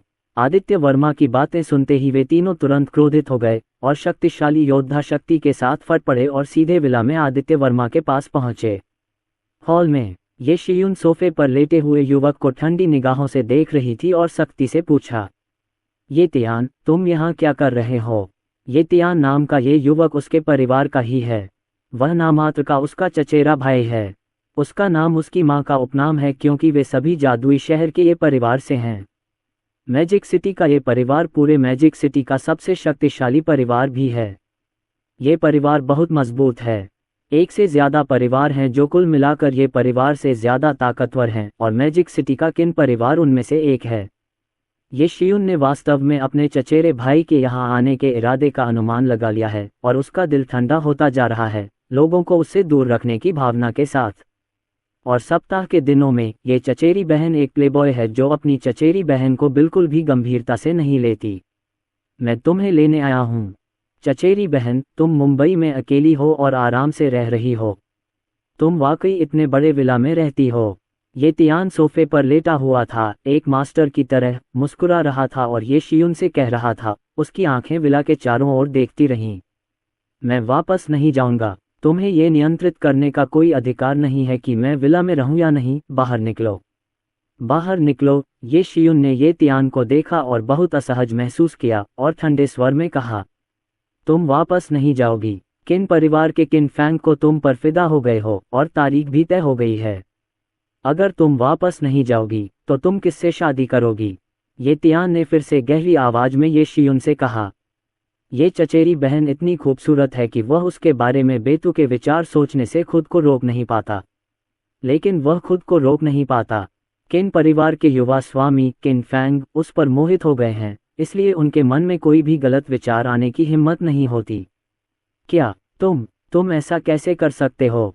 मैं सहमत हूँ। अगर तुम शादी करना चाहते हो तो कर लो। ये शियून ने जब ये तियान की बात सुनी तो वह क्रोधित हो गई। उसके परिवार के लोग उसकी सहमति के बिना उसे किन परिवार को बेचना चाहते थे। ये सिर्फ तुम्हारा काम नहीं है। खैर, ये तय हो गया। न चाहते हुए भी तुम्हें शादी करनी ही होगी। आज मुझे तुम्हें वापस ले जाने के लिए भेजा गया है। चलो, आज्ञाकारी होकर मेरे पीछे आओ, वरना मुझे कोई कार्रवाई करने का दोष मत दो। ये तियान ने फिर से उपहास किया। ये तियान, बाहर निकलो। ये शियुन क्रोधित हो गया और उसने ये तियान की ओर इशारा किया। आह! ये तियान ने फिर से आह भरी और अपना सिर थोड़ा हिलाया। ऐसी स्थिति में चचेरे भाई, तब आप मुझे दोष नहीं दे सकते। ये तियान ने फिर से सख्ती से कहा, ये शियुन को ले जाने के लिए बल प्रयोग करने के लिए तैयार। लेकिन इस समय बैंग बैंग बैंग, आह आह आह, दरवाजे पर कई चीखें सुनाई दी और 3 आकृतियां भारी मात्रा में अंदर गिर गईं और हॉल के दरवाजे के बाहर जमीन पर गिर गईं। ये तियान का चेहरा अचानक बदल गया। ये तीनों लोग उसके अधीनस्थ हैं, 3 जनजात योद्धा हैं। क्या चल रहा है? अगले ही पल ये तियान ने एक युवक को देखा जो उससे छोटा और अधिक सुंदर था। शियुन, मैं वापस आ गया हूँ। शियुन, मैं वापस आ गया हूँ। दरवाजे से एक युवक की आवाज आई। आदित्य वर्मा। आदित्य वर्मा की बातें सुनकर ये शियुन की आंखें अचानक खुशी से भर गईं और उसके दिल में मानसिक शांति का एहसास हुआ। ये शियुन मुस्कुराई और उसकी मुस्कान विशेष रूप से सुंदर थी। जब भी वो खतरे में होती है, आदित्य वर्मा प्रकट हो जाता है। पिछली बार भी स्कूल में यही हुआ था और इस बार भी यही है। उसके बगल में ये तियान की अभिव्यक्ति अचानक बदल गई और उसके दिल में खतरे का संकेत था। वह प्रतिद्वंद्वी की ताकत तो नहीं देख पा रहा था, लेकिन इस तरह से देखने पर वह बाहर के 3 जनजात योद्धाओं से आसानी से निपट सकता था। वह शायद बहुत ताकतवर था, कम से कम वह एक जनजात योद्धा तो था। ये तियान ने अपने सामने खड़े युवक को ये शियुन कहते सुना। ऐसा लगता है कि इस युवक का अपनी चचेरी बहन के साथ असामान्य रिश्ता है। ये तियान का चेहरा बेहद बदसूरत और उदास हो गया और उसने गहरी आवाज में आदित्य वर्मा से कहा, आप कौन हैं? हालांकि जब आदित्य वर्मा ने ये तियान की बातें सुनी तो वह बिना उसकी ओर देखे सीधे ये शियुन के पास चला गया। तुम ठीक हो? अगले ही पल आदित्य वर्मा ने ये शियुन का हाथ पकड़ लिया और धीरे से ये शियुन से पूछा। आदित्य वर्मा के इस साहसिक कदम से ये शियुन थोड़ी स्तब्ध रह गई और उसका सुंदर चेहरा तुरंत लाल हो गया।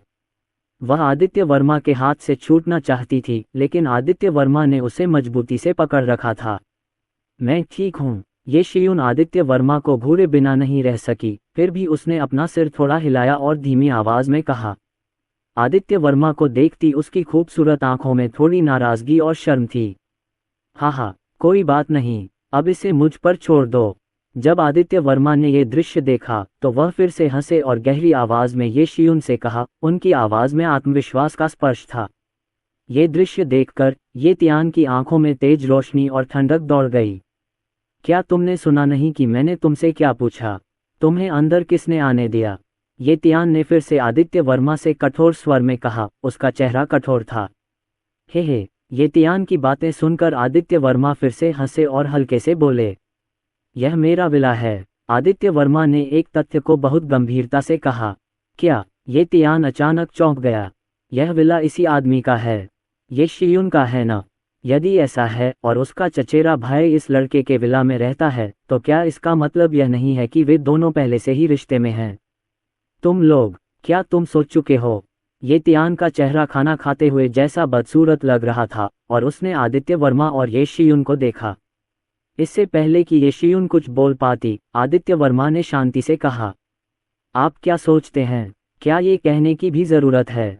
बिल्कुल है। ये शियुन, तुम्हारी सगाई पहले ही किन फैंग से हो चुकी है। तुम ऐसा कैसे कर सकती हो? तुमने हमारे किन परिवार को मार डाला है? ये तियान ने ये शियुन से फिर तीखी आवाज में कहा। क्या ये भेष बदलकर किन फैंग नहीं है? किन फैंग की मंगेतर के साथ सोया था। ये सुनकर ये शियुन भी क्रोधित हो गया। मैं जो भी करूं उस पर तुम्हारा कोई नियंत्रण नहीं है। मैं इस शादी के लिए बिल्कुल भी सहमत नहीं था। एक किन परिवार का पक्ष लेने के लिए उसका परिवार अपनी खुशी का त्याग क्यों करेगा? उसने मना कर दिया। लड़के, तुम मर गए।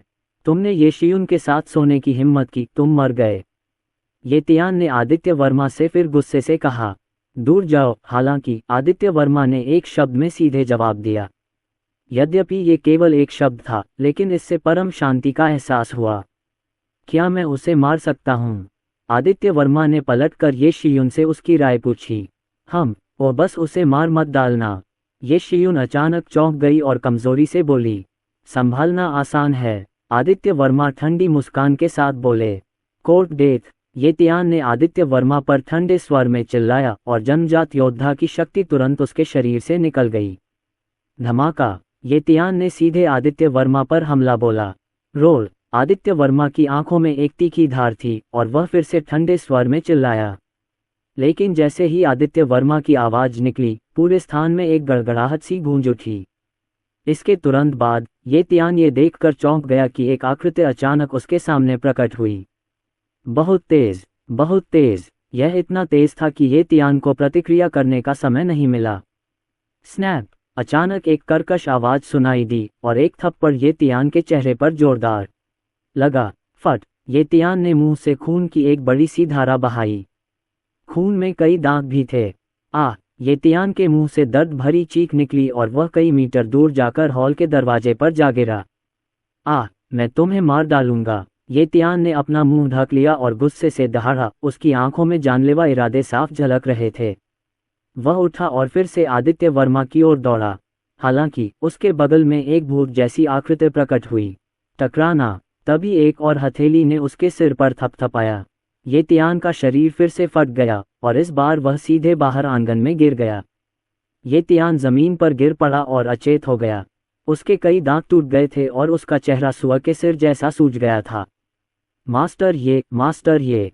जब तीनों व्यक्तियों ने ये दृश्य देखा तो उन्होंने तुरंत मृत होने का नाटक करना बंद कर दिया और जमीन से उठ खड़े हुए। लिविंग रूम में ये शियुन इस दृश्य को शून्य भाव से देखती रही। उसकी सुंदर आंखें अतुलनीय आश्चर्य से चमक रही थीं। ये बहुत भयंकर है। उसका चचेरा भाई जन्मजात मार्शल आर्ट का माहिर था। ये परिवार की पूरी युवा पीढ़ी में वह भी एक असाधारण खिलाड़ी था। हालांकि आदित्य वर्मा ने उसे हरा दिया और वह पलटवार नहीं कर सका। कुचल दो, पूरी तरह कुचल दो। ये तियान को तीन लोगों ने ऊपर आने में मदद की और ये तियान के दिल में डर की भावना महसूस हुई। ये बहुत कठोर कदम है। लेकिन इस समय आदित्य वर्मा फिर से ये तियान और अन्य लोगों के पास आए। मुझे मार दोगे? चलो, इसमें जो लगता है क्या आपके पास उपलब्ध है? आदित्य वर्मा ने शांति से कहा, लेकिन उनकी आवाज़ अहंकार से भरी थी। रुको और देखो, बस रुको और देखो। न तो हमारा ये परिवार और न ही किन परिवार तुम्हें जाने देगा। ये तियान ने आदित्य वर्मा से फिर कहा। चल दर। फिर उसने अपने 3 अधीनस्थों से कहा, क्या मैंने तुम्हें जाने दिया? लेकिन इस समय आदित्य वर्मा की ठंडी आवाज़ ये तियान और अन्य लोगों के कानों तक पहुंची। तुम क्या करने जा रहे हो? मैं ये परिवार से हूँ। ये तियान ने कांपते हुए आदित्य वर्मा से कहा। सचमुच डर गया था। हालांकि मैंने आदित्य वर्मा को फिर से ठंडे स्वर में कहते सुना। वह मेरी अनुमति के बिना मेरे विला में घुस आया और उसने वहां बहुत गंदगी फैला दी। फर्श पर खून भी फैला था और फर्श की कई टाइलें टूटी हुई थीं। मुआवजा। आदित्य वर्मा ने गंभीरता से कहा। पैसे खोना। इस आदमी ने वास्तव में उसे पैसे का नुकसान पहुंचाया। यह 1 अरब। आदित्य वर्मा ने ठंडे स्वर में कहा। क्या 1 अरब? क्या तुम पैसे चुराने की कोशिश कर रहे हो? ये तियान ने आदित्य वर्मा से फिर गुस्से में कहा। 1 अरब। आदित्य वर्मा की ठंडी आवाज फिर सुनाई दी। ये तियान फिर से गुस्से में था, लेकिन जल्दी ही उसने अपना मन बदल लिया। वह सचमुच बहुत डरा हुआ था। लेकिन मेरे पास इतना भी नहीं है। ये तियान ने फिर से कमजोरी से कहा। भले ही उसने अपनी जेब खर्च निकाल ली हो, उसके पास इतनी भी नहीं है। तुम जादुई शहर के ये परिवार से हो। तुम्हारे पास इतना कम पैसा भी नहीं हो सकता। खुद ही कोई रास्ता निकालो। अंत में आदित्य वर्मा के दबाव में ये तियान ने अपने परिवार से आदित्य वर्मा के खाते में 11 बिलियन स्थानांतरित करने के लिए कहा और फिर निराशा में चले गए। अब और रुकने की हिम्मत मत करो। ये तियान न केवल ये शियुन को अपने साथ लाने में विफल रहा, बल्कि उसे सुअर की तरह पीटा भी गया और 1.1 बिलियन का नुकसान हुआ। वास्तव में उसने जितना पाया उससे अधिक खोया, जब तक वह मुंबई नंबर 1 कोर्टयार्ड से बहुत दूर नहीं चला गया। अरे, मुझे ये कर्ज चुकाना ही होगा। रुको और देखो, कार में ये तियान ने गुस्से से कहा। युवा मास्टर, अब हमें क्या करना चाहिए? एक अधीनस्थ ने ये तियान से पूछा। और क्या कर सकते हैं हम? जादुई शहर वापस जाओ। मुझे वापस जाकर उन्हें बताना होगा कि यहाँ क्या हुआ था। तब तक सिर्फ मैं ही नहीं आऊँगा। संक्षेप में, ये बच्चा मर चुका है। ये तियान ने फिर सख्ती से कहा। विला में आदित्य वर्मा ने फिर से ये शियुन की ओर देखा और उदासीनता से ये शियुन से कहा। अभी तो बहुत सुबह है, जाओ और थोड़ी देर आराम करो। क्या आप पूछना नहीं चाहते? ये शियुन ने आदित्य वर्मा से कहा। क्या पूछना है? आदित्य वर्मा ने उलझन भरी नजरों से कहा। ये शियुन, यह आदमी क्या ये जानबूझकर कर रहा है? ये शियुन ने जोर से सांस छोड़ी, मानो उसने अपना मन बना लिया हो, और फिर उसने धीरे से कहा, मैं मैजिक सिटी के ये परिवार से हूँ। हाँ, मुझे पता है। आदित्य वर्मा ने सिर हिलाया, लेकिन उनके चेहरे के भाव नहीं बदले। ये शियुन अवाक रह गया। बस इस व्यक्ति को बिल्कुल भी आश्चर्य या सदमा नहीं लगा। ये परिवार बहुत अमीर है। ये शियुन ने फिर कहा, मुझे ये दिख सकता है। आदित्य वर्मा ने हल्के से कहा, किन परिवार? ये परिवार से ज्यादा अमीर है। ये कहना कोई अतिशयोक्ति नहीं होगी कि यह मैजिक सिटी का सबसे बड़ा परिवार है। ये शियुन ने जारी रखा, तो क्या हुआ? हालांकि आदित्य वर्मा ने शांति से कहा। आदित्य वर्मा की बात सुनकर ये शियुन फिर से अवाक रह गई। वह थोड़ी चिंतित हुई, लेकिन आदित्य वर्मा अभी भी उदासीन था। अंततः ये शियुन ने फिर से आह भरी, अफसोस, मेरा परिवार कभी हार नहीं मानेगा। और किन परिवार के लोग भी? ये शियुन ने गंभीर चेहरे के साथ गहरी आवाज में कहा। आदित्य वर्मा स्वाभाविक रूप से ये शियुन की चिंता देख सकते थे। आदित्य वर्मा सीधे ये शियुन के पास गए और शांति से बोले, उन्हें आने दो। फिर आदित्य वर्मा ने फिर से सीधे ये शियुन की ओर देखा और गहरी आवाज में पूछा, तुम्हें बस मुझे बताना है, क्या तुम वापस जाना चाहते हो? ये शियुन ने भी आदित्य वर्मा की ओर देखा और उसके दिल में भावना की लहर दौड़ गई। अगले ही पल ये शियुन ने अपना सिर हिलाया। हाँ, ये दृश्य देखकर आदित्य वर्मा फिर हंस पड़े और बोले, चिंता मत करो, जब तक तुम जाना नहीं चाहती, तब तक स्वर्ग का राजा भी आ जाए तो वह तुम्हें नहीं ले जा सकता। मैं यहाँ हूँ। आदित्य वर्मा की आवाज में अद्वितीय दबंग आभा थी। मैं यहाँ हूँ ने 3 शब्द सुनकर ये शियुन अपने दिल में हिल गई और राहत महसूस की। ऐसा लग रहा था कि अगर आसमान भी गिर जाए तो भी वह उसे सहारा देगा और आसमान का एक टुकड़ा थामे रखने में उसकी मदद करेगा। छुआ, ये शियुन का दिल और भी अधिक द्रवित हो गया, और जब उसने आदित्य वर्मा को देखा तो उसकी खूबसूरत आंखों में एक अलग अर्थ था। हाँ, क्या तुम खास तौर पर प्रभावित हो? तुम मुझे एक चुंबन क्यों नहीं देते? आदित्य वर्मा ने ये शियुन की तरफ देखा और महसूस किया कि ये शियुन इस वक्त बेहद भावुक हो गई थी। वह फिर से हंसे बिना नहीं रह सका और बोला, तुम चले जाओ। ये शियुन बेहद भावुक हो गई, लेकिन जब उसने आदित्य वर्मा की बातें सुनी तो उसका चेहरा अचानक उदास और गुस्से से भर गया, लेकिन उसके दिल में जो उदास मनोदशा थी वह दूर हो गई। हाँ, मैं नाश्ता बनाने जा रही हूँ। आदित्य वर्मा मुस्कुराए और नाश्ता बनाने की तैयारी में चले गए। उन्होंने न खाया तो कोई बात नहीं, पर इस लड़की को तो खाना ही था। लेकिन जब आदित्य वर्मा रसोई में आए, डिंग डिंग डिंग, आदित्य वर्मा का फोन बजा। ये नेहा कपूर के पिता राघव शर्मा निकले। इतनी सुबह मुझे फोन करने का क्या मामला है? नमस्ते, आदित्य वर्मा ने सीधे फोन उठाया। चाचा किन? ओह माय, आदित्य वर्मा, आप सचमुच अद्भुत हैं। फोन पर राघव शर्मा ने सचमुच गालियां दी। आदित्य वर्मा का चेहरा काला पड़ गया था। आदित्य वर्मा, हमने जो जमीन खरीदी है उसकी कीमत बढ़ने वाली है। हाँ, सौभाग्य से हमने जल्दी ही कार्रवाई की। बड़ी कंपनियों के 1 दर्जन से अधिक सीईओ ने आज मुझे फोन किया है। वे सभी हमारी जमीन ऊंची कीमत पर खरीदना चाहते हैं। आप अद्भुत हैं। आपको कैसे पता चला कि यह भूमि लोकप्रिय होने वाली है? आज नई मेट्रो लाइन योजना जारी की गई। स्टेशन का प्रवेश द्वार हमारी जमीन के ठीक बगल में है। और फोन पर राघव शर्मा की आवाज थोड़ी उत्साहित थी। आदित्य वर्मा समझ गए। हुआ यूं कि आज नई मेट्रो लाइन का प्लान जारी हुआ। जब सबको लग रहा था कि उस जमीन के पास से गुजरना नामुमकिन है, तब नई मेट्रो लाइन उस जमीन के पास से गुजरी जिसे आदित्य वर्मा और राघव शर्मा ने मिलकर खरीदा था। इतना ही नहीं, मुंबई के उत्तरी भाग के निर्माण की योजना पर भी कई सुर्खियां छपीं। संक्षेप में, एक वाक्य में, वह जमीन जो आदित्य वर्मा और राघव शर्मा ने खरीदी थी, वह भूमि जिसके बारे में सभी लोग आशावादी नहीं थे, अब लोकप्रिय होने जा रही है। इस जमीन के टुकड़े की कीमत तेजी से बढ़ने वाली है। मुझे डर है कि यह कई गुना या दर्जनों गुना बढ़ जाएगा। राघव शर्मा फोन पर बहुत उत्साहित थे और उन्होंने मन ही मन आदित्य वर्मा के विजन की प्रशंसा की। हाँ, अंकल किन, अब हम कहाँ हैं? कुछ दिन और इंतजार करके देखिए। जब आदित्य वर्मा ने ये खबर सुनी तो उनके मन में थोड़ी सी उदासी हुई, लेकिन सौभाग्य से यह आदित्य वर्मा की उम्मीद के अनुरूप ही था। क्या सिस्टम द्वारा दिए गए संकेत अभी भी गलत हैं? अभी तो कुछ ही दिन हुए हैं, अभी सर्वोत्तम समय नहीं आया है। इसलिए आदित्य वर्मा जल्दी में नहीं थे, लेकिन वह बहुत खुश भी थे क्योंकि वह फिर से पैसा कमाने जा रहे थे। अच्छा, अपनी बात सुनो, याकिंग का क्या? मैंने तुम्हें और याकिंग को प्रभावित नहीं किया है ना? मैं पहले फ़ोन रख दूंगा, राघव शर्मा ने फ़ोन पर फिर कहा। ओह नहीं नहीं, आदित्य वर्मा के चेहरे पर फिर से उदासी छा गई। ये कहाँ से है? उनके और नेहा कपूर के बीच कुछ हुआ ही नहीं। डूडू राघव शर्मा ने पहले ही फ़ोन रख दिया था। नाश्ते के बाद ये शियून हमेशा की तरह कक्षा में चली गई। दूसरी ओर आदित्य वर्मा ओबरॉय होटल गए। राष्ट्रपति कक्ष का दरवाज़ा खुलता है। आदित्य वर्मा ने अभी देखा कि सुनहरे बाल और नीली आंखों वाली एक विदेशी देवी बाथरोब पहने हुए आदित्य वर्मा के लिए दरवाज़ा खोलने आई। प्रिय श्री आदित्य, आप अंततः यहाँ आ गए, प्रिया नायर ने नाराजगी से आदित्य वर्मा से कहा।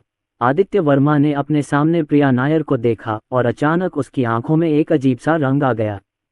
यह आंकड़ा आश्चर्यजनक है, और प्रिया नायर ने जो नाइट गाउन पहना था वह उनकी खूबसूरती को छिपा नहीं सका। फुफकार, आदित्य वर्मा ठंडी हवा में सांस लेने से खुद को रोक नहीं सके। भला कौन इसे बर्दाश्त कर सकता है? मिस्टर आदित्य, जल्दी अंदर आइए, जल्दी अंदर आइए। प्रिया नायर ने आदित्य वर्मा को खींच लिया और अंदर चली गईं। स्नैप, तभी दरवाजे से केवल स्पष्ट आवाज आई, बंद किया हुआ। मिस्टर आदित्य, आपने मुझे यहाँ अकेला क्यों छोड़ दिया? मैं बहुत बोर हो रही हूँ, प्रिया नायर ने आदित्य वर्मा से फिर कहा। आदित्य वर्मा को खींचते हुए वह अधीर भाव से स्वीट के मास्टर बेडरूम की ओर चल पड़ा। प्रिया नायर, चिंता मत करो, प्रिया नायर, चिंता मत करो, आदित्य वर्मा ने प्रिया नायर से कहा। प्रिया नायर आदित्य वर्मा को अपने साथ स्वीट के मास्टर बेडरूम में खींच ले गईं। उनके हाथ पर एक अद्भुत स्पर्श हुआ, जिसे देखकर आदित्य वर्मा अपने दिल में एक अजीब सा विचार आने से खुद को रोक नहीं पाए। लेकिन एक साधु के रूप में आदित्य वर्मा में अभी भी मजबूत एकाग्रता और स्पष्ट दिमाग है। हम जल्दी में हो? मुझे कोई जल्दी नहीं है। आदित्य वर्मा की बातें सुनकर प्रिया नायर चौंकने से खुद को नहीं रोक सकी और फिर बोली, ये बहुत अजीब है। मिस्टर आदित्य, मैं कब से आपका इंतजार कर रहा हूँ। चलिए गाड़ी में चलते हैं। आपने अभी तक नाश्ता नहीं किया है ना? अंदर जाकर दूध पी लीजिए। जब आदित्य वर्मा ने प्रिया नायर की बातें सुनी तो वह अचानक चौंक गए। थोड़ा दूध पियोगे? क्या यह इतना सीधा है? क्या दूध? गंभीर, खैर मैंने तो नाश्ता कर लिया है, आदित्य वर्मा ने कमजोरी से कहा। खा लिया, कोई बात नहीं, थोड़ा दूध पी लो तो कोई हर्ज नहीं। ये दूध मैं मी देश से लाया हूँ, क्या तुम इसका स्वाद ले सकते हो? हालांकि, प्रिया नायर ने फिर कहा। आदित्य वर्मा अवाक रह गए। मुझे तो पता ही था कि ये मी कंट्री ने लाया है, क्या मुझे ये बताने की ज़रूरत है? लेकिन चूंकि प्रिया नायर बहुत उत्साही थी, इसलिए उनके पास मना करने का कोई कारण नहीं था। ठीक है, कोशिश करो, आदित्य वर्मा ने प्रिया नायर की दयालुता को अस्वीकार न करते हुए सीधे कहा। बिना कायरता के, जब आदित्य वर्मा अपने मन में एक खूबसूरत दृश्य का सपना देख रहे थे, प्रिया नायर ने आदित्य वर्मा को कमरे में एक आरामदेह मेज पर खींच लिया, फिर दूध से भरा गिलास उठाया और आदित्य वर्मा को दे दिया। आओ, इससे चखें, दूध मैं मी कंट्री से लाया हूँ, प्रिया नायर ने आदित्य वर्मा से गंभीरता से कहा। आदित्य वर्मा स्तब्ध रह गए, उनकी अभिव्यक्ति तुरंत ठोस हो गई। घास, ये वास्तव में दूध है। ये पता चला कि मैं इस बारे में बहुत अधिक सोच रहा था और मुझे लगा कि यह सच है। आदित्य वर्मा ने चुपचाप प्रिया नायर के हाथ से दूध का गिलास लिया और एक ही घूंट में पी गया। इसका स्वाद बहुत बढ़िया है, आदित्य वर्मा ने सीधे सिर हिलाकर विषय बदल दिया। चलो, जोड़ी बदलते हैं और काम पर लग जाते हैं। इतना कहने के बाद आदित्य वर्मा पलटे और सीधे बाहर चले गए। प्रिया नायर ने आदित्य वर्मा की पीठ की ओर देखते हुए जवाब दिया, लेकिन फिर से मुस्कान आ गई। ये श्रीमान आदित्य बहुत दिलचस्प हैं। अभी अभी उसने वास्तव में ये जानबूझकर किया था। प्रिया नायर ने दरवाजा बंद नहीं किया और सीधे कपड़े बदलने के लिए कमरे में चली गईं। आदित्य वर्मा के आने से पहले ही उन्होंने उसे फ़ोन करके बता दिया था कि वह आज स्कोक्स के अधिग्रहण पर चर्चा करने वाले हैं। जल्द ही प्रिया नायर ने उस दिन के लिए पेशेवर पोशाक पहन ली, सफ़ेद शर्ट, हिप्स कट। जब प्रिया नायर बाहर आई तो आदित्य वर्मा फिर से दंग रह गए। अपने लंबे सुनहरे बालों, लंबी कद काठी, जहां बाल होने चाहिए वहां उभार और जहां घुंघराले बाल होने चाहिए वहां घुंघराले बालों के साथ वह किसी विदेशी ब्लॉकबस्टर फिल्म की नायिका जैसी दिखती हैं। कैसे हैं मिस्टर आदित्य, क्या वह अच्छे लग रहे हैं? प्रिया नायर ने आदित्य वर्मा को अपनी ओर घूरते हुए देखा और खुद को आदित्य वर्मा से दोबारा पूछे बिना नहीं रह सकी। आदित्य वर्मा ने गंभीरता से सिर हिलाया। क्या तुम इसे चाहते हो? बस रात तक इंतजार करो। यह असंभव नहीं है। प्रिया नायर मुस्कुराए और आदित्य वर्मा से फिर बोली, आदित्य वर्मा, चल दर। आदित्य वर्मा ने बिना किसी हिचकिचाहट के मुस्कुराते हुए हल्के से कहा। इस पर विश्वास करें या नहीं, आदित्य वर्मा को संदेह था कि सहायक ने निश्चित रूप से ऐसा जानबूझकर किया है।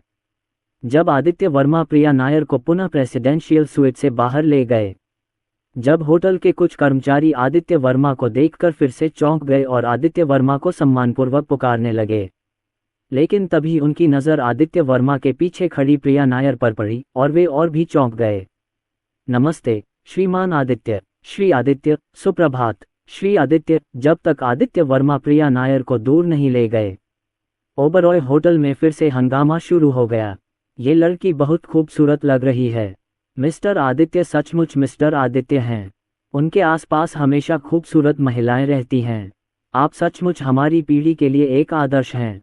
आदित्य वर्मा ने प्रिया नायर को लैम्बोर्गिनी पॉइजन में बिठाया और तेजी से भाग गया। आधे घंटे से भी कम समय बाद वे दोनों पहले ही अजू ग्रुप की बिल्डिंग में पहुंच चुके थे। जब आदित्य वर्मा की कार सामने आई तो दरवाजे पर खड़े सुरक्षा गार्ड ने उसे तुरंत पहचान लिया। मैं चलता हूं, यह मिस्टर शर्मा के बॉयफ्रेंड की कार है। दरवाजे पर खड़े सुरक्षा गार्ड ने जब लैम्बोर्गिनी को देखा तो वह चौंक गया और उसने ड्यूटी पर मौजूद मैनेजर को इसकी सूचना दी, जिसने तुरंत इसकी सूचना दी। अगले ही पल आदित्य वर्मा सीधे कार से बाहर निकले और प्रिया नायर, जो पेशेवर पोशाक पहने हुए थीं, भी लैपटॉप और कुछ दस्तावेजों के साथ कार से बाहर निकलीं और आदित्य वर्मा के पीछे चली गईं। आदित्य वर्मा प्रिया नायर को लेकर सीधे ईजेकॉक्स ग्रुप बिल्डिंग में चले गए। जब दो आकृतियां अंदर आईं, कुछ ईस्कॉक्स कर्मचारियों ने उन दोनों को पहली बार देखा था। क्या यह मिस्टर शर्मा का बॉयफ्रेंड मिस्टर आदित्य नहीं है? आप यहाँ क्यों हैं श्रीमान आदित्य? देखिए, मिस्टर आदित्य के पीछे एक खूबसूरत विदेशी महिला खड़ी है। हे भगवान, ये क्या हो रहा है? श्री शर्मा का एक प्रतिद्वंद्वी है, एक प्रेम प्रतिद्वंद्वी। क्या श्री शर्मा को पता है? ये दृश्य देखकर ईस्कॉक्स के प्रत्येक कर्मचारी ने गहरी सांस ली और समय समय पर चौंकाने वाली आवाजें सुनाई दे रही थीं। आदित्य वर्मा अपने दिल में कुछ महसूस करने से खुद को रोक नहीं पाए। उन्होंने स्वाभाविक रूप से इन सभी आवाज़ों को सुना, लेकिन आज आदित्य वर्मा प्रिया नायर को बिजनेस के बारे में बात करने के लिए यहाँ लेकर आए हैं। एक ही समय पर EASECOX के एक कार्यालय में नेहा कपूर अभी अभी कंपनी में पहुंची थीं और कुछ दस्तावेजों पर हस्ताक्षर और समीक्षा कर रही थीं। नेहा कपूर ने भी एक प्रोफेशनल आउटफिट पहना हुआ है, जो सफ़ेद और नीले रंग का है। उनके लंबे काले और चिकने बाल पीठ के पीछे बंधे हैं, जो उन्हें थोड़ा ठंडा स्वभाव दे रहे हैं। दस्तावेजों पर हस्ताक्षर और समीक्षा करते हुए नेहा कपूर के सुंदर चेहरे पर समय समय पर एक उज्ज्वल मुस्कान उभर आती थी। अतीत की कुछ तस्वीरें उसके मन में उभर आती थीं और वह आकृति भी समय समय पर उसके दिल में उभर आती थी। शायद यही भाग्य है। ईश्वर ने मुझे उनसे मिलने की अनुमति दी और जब भी मुझे मदद की आवश्यकता हुई, वे हमेशा मेरे सामने प्रकट हुए। पता नहीं वह क्या कर रहा है। एक दिन भी एक दूसरे को न देखना 3 पतझड़ों के समान है। लेकिन नेहा कपूर, जो बाहर से ठंडी और अंदर से गर्म थी, बोलना नहीं जानती थी। Boom boom boom. इस समय दरवाजे पर दस्तक की आवाज़ फिर से सुनाई दी। अंदर आएं, नेहा कपूर ने हल्के से कहा। एक नाजुक सी दिखने वाली महिला अंदर आई। देखने में भले ही ज़्यादा आकर्षक न हो, पर वो काबिल और साफ सुथरी लग रही थी। वो नेहा कपूर की असिस्टेंट थी और उसका नाम रोशाशा था। ये ठीक नहीं है शर्मा जी, ये ठीक नहीं है। रोशाशा ने सीधे नेहा कपूर से बात की। ये क्या हो रहा है? क्या हुआ? जब नेहा कपूर ने रोशाशा की बातें सुनी तो उन्होंने एक दबंग महिला CEO की तरह व्यवहार किया और भौहें चढ़ाकर पूछा, शर्मा जी, आपके बॉयफ्रेंड मिस्टर आदित्य यहाँ हैं। वो अपने साथ एक खूबसूरत विदेशी महिला भी लाए हैं। रोशाशा ने तुरंत फिर कहा, श्री शर्मा, क्या आपको और श्री आदित्य को कोई समस्या हुई? रोशाशा की बातें सुनकर नेहा कपूर का चेहरा अचानक उदास हो गया। आदित्य वर्मा एक खूबसूरत विदेशी महिला को यहाँ लाए। नेहा कपूर की भौहें और गहरी हो गईं।